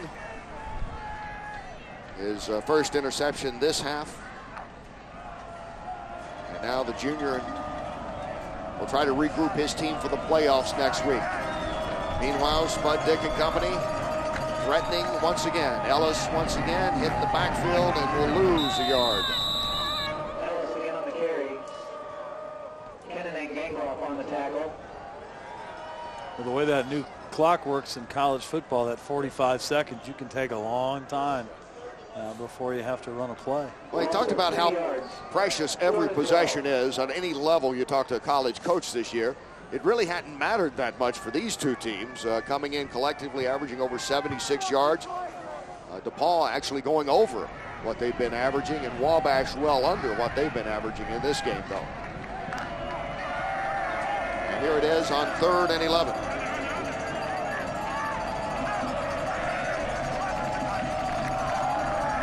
They'll keep it on the ground with John Ellis.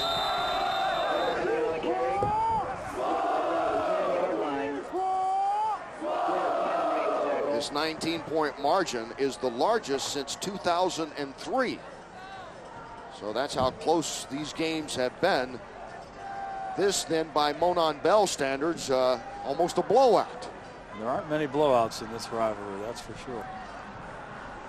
You're recruiting a lot of the same type of kid.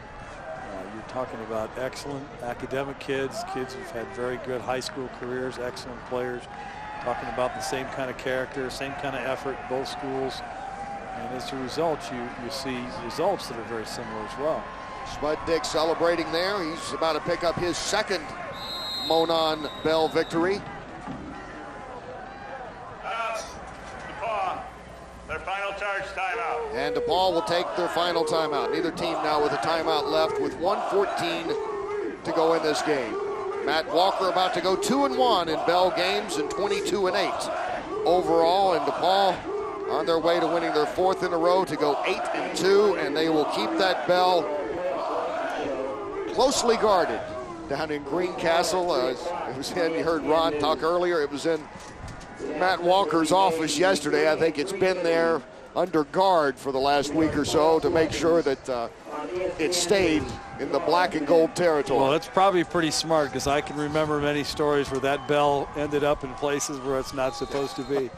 Hidden away in a farm somewhere, in a barn out in the farm field, and showed up one day just traveling around Monument Circle in Indianapolis after being gone for about a year.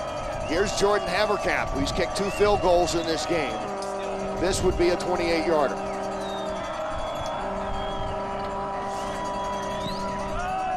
Haverkamp's kick is up, and it is true. Jordan Haverkamp with his 3rd field goal. And there is that, you know, I do wish that somebody would come up with a different way.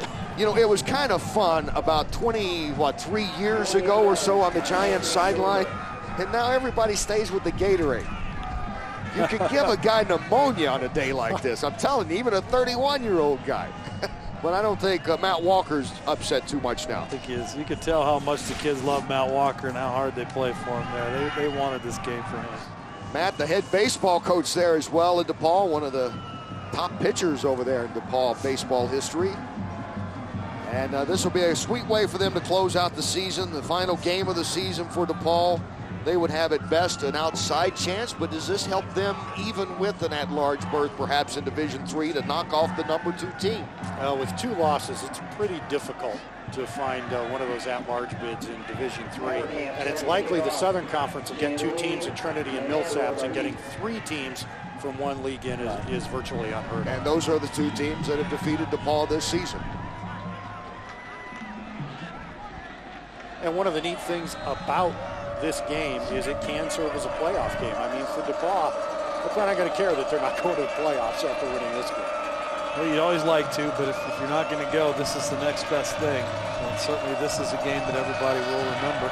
I'm not sure that anybody will be much tougher than DePauw in the first rounds for this Wabash team either. This is a good practice for them. And Chambly comes up the middle and gets close to the 45-yard line on a nice return by Wes Chambly. I mean, at least this will get them tested to get ready to go into the playoffs to face DePauw.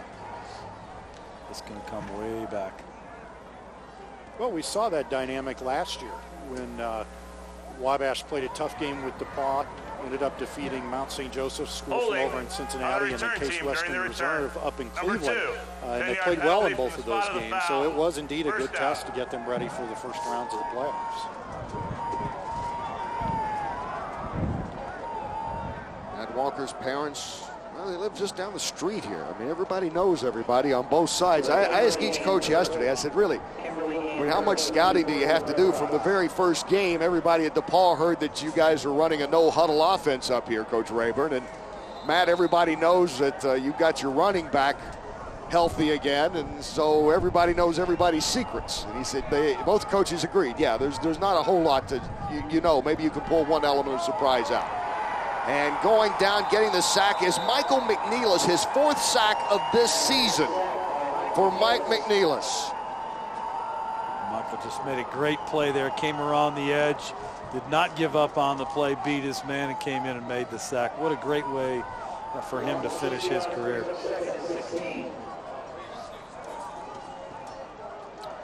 36-14, DePauw. Hudson looking, throwing, and has a completion. Picking up a few more yards. Chambly getting that. Coach Walker says, stay back, okay? We got a few more seconds to go here. We're on the opposing field, so I don't think we'll have to worry about the crowd rushing out on the field like we did last year when we were at home.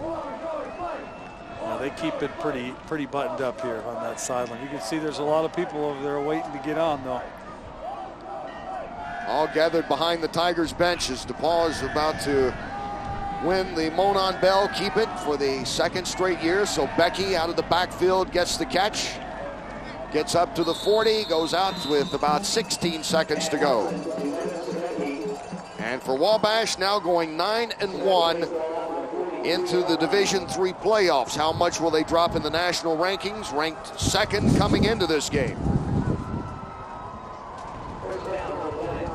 Well, once you get in the playoffs, it really doesn't matter what you're ranked. You just have to win the next game.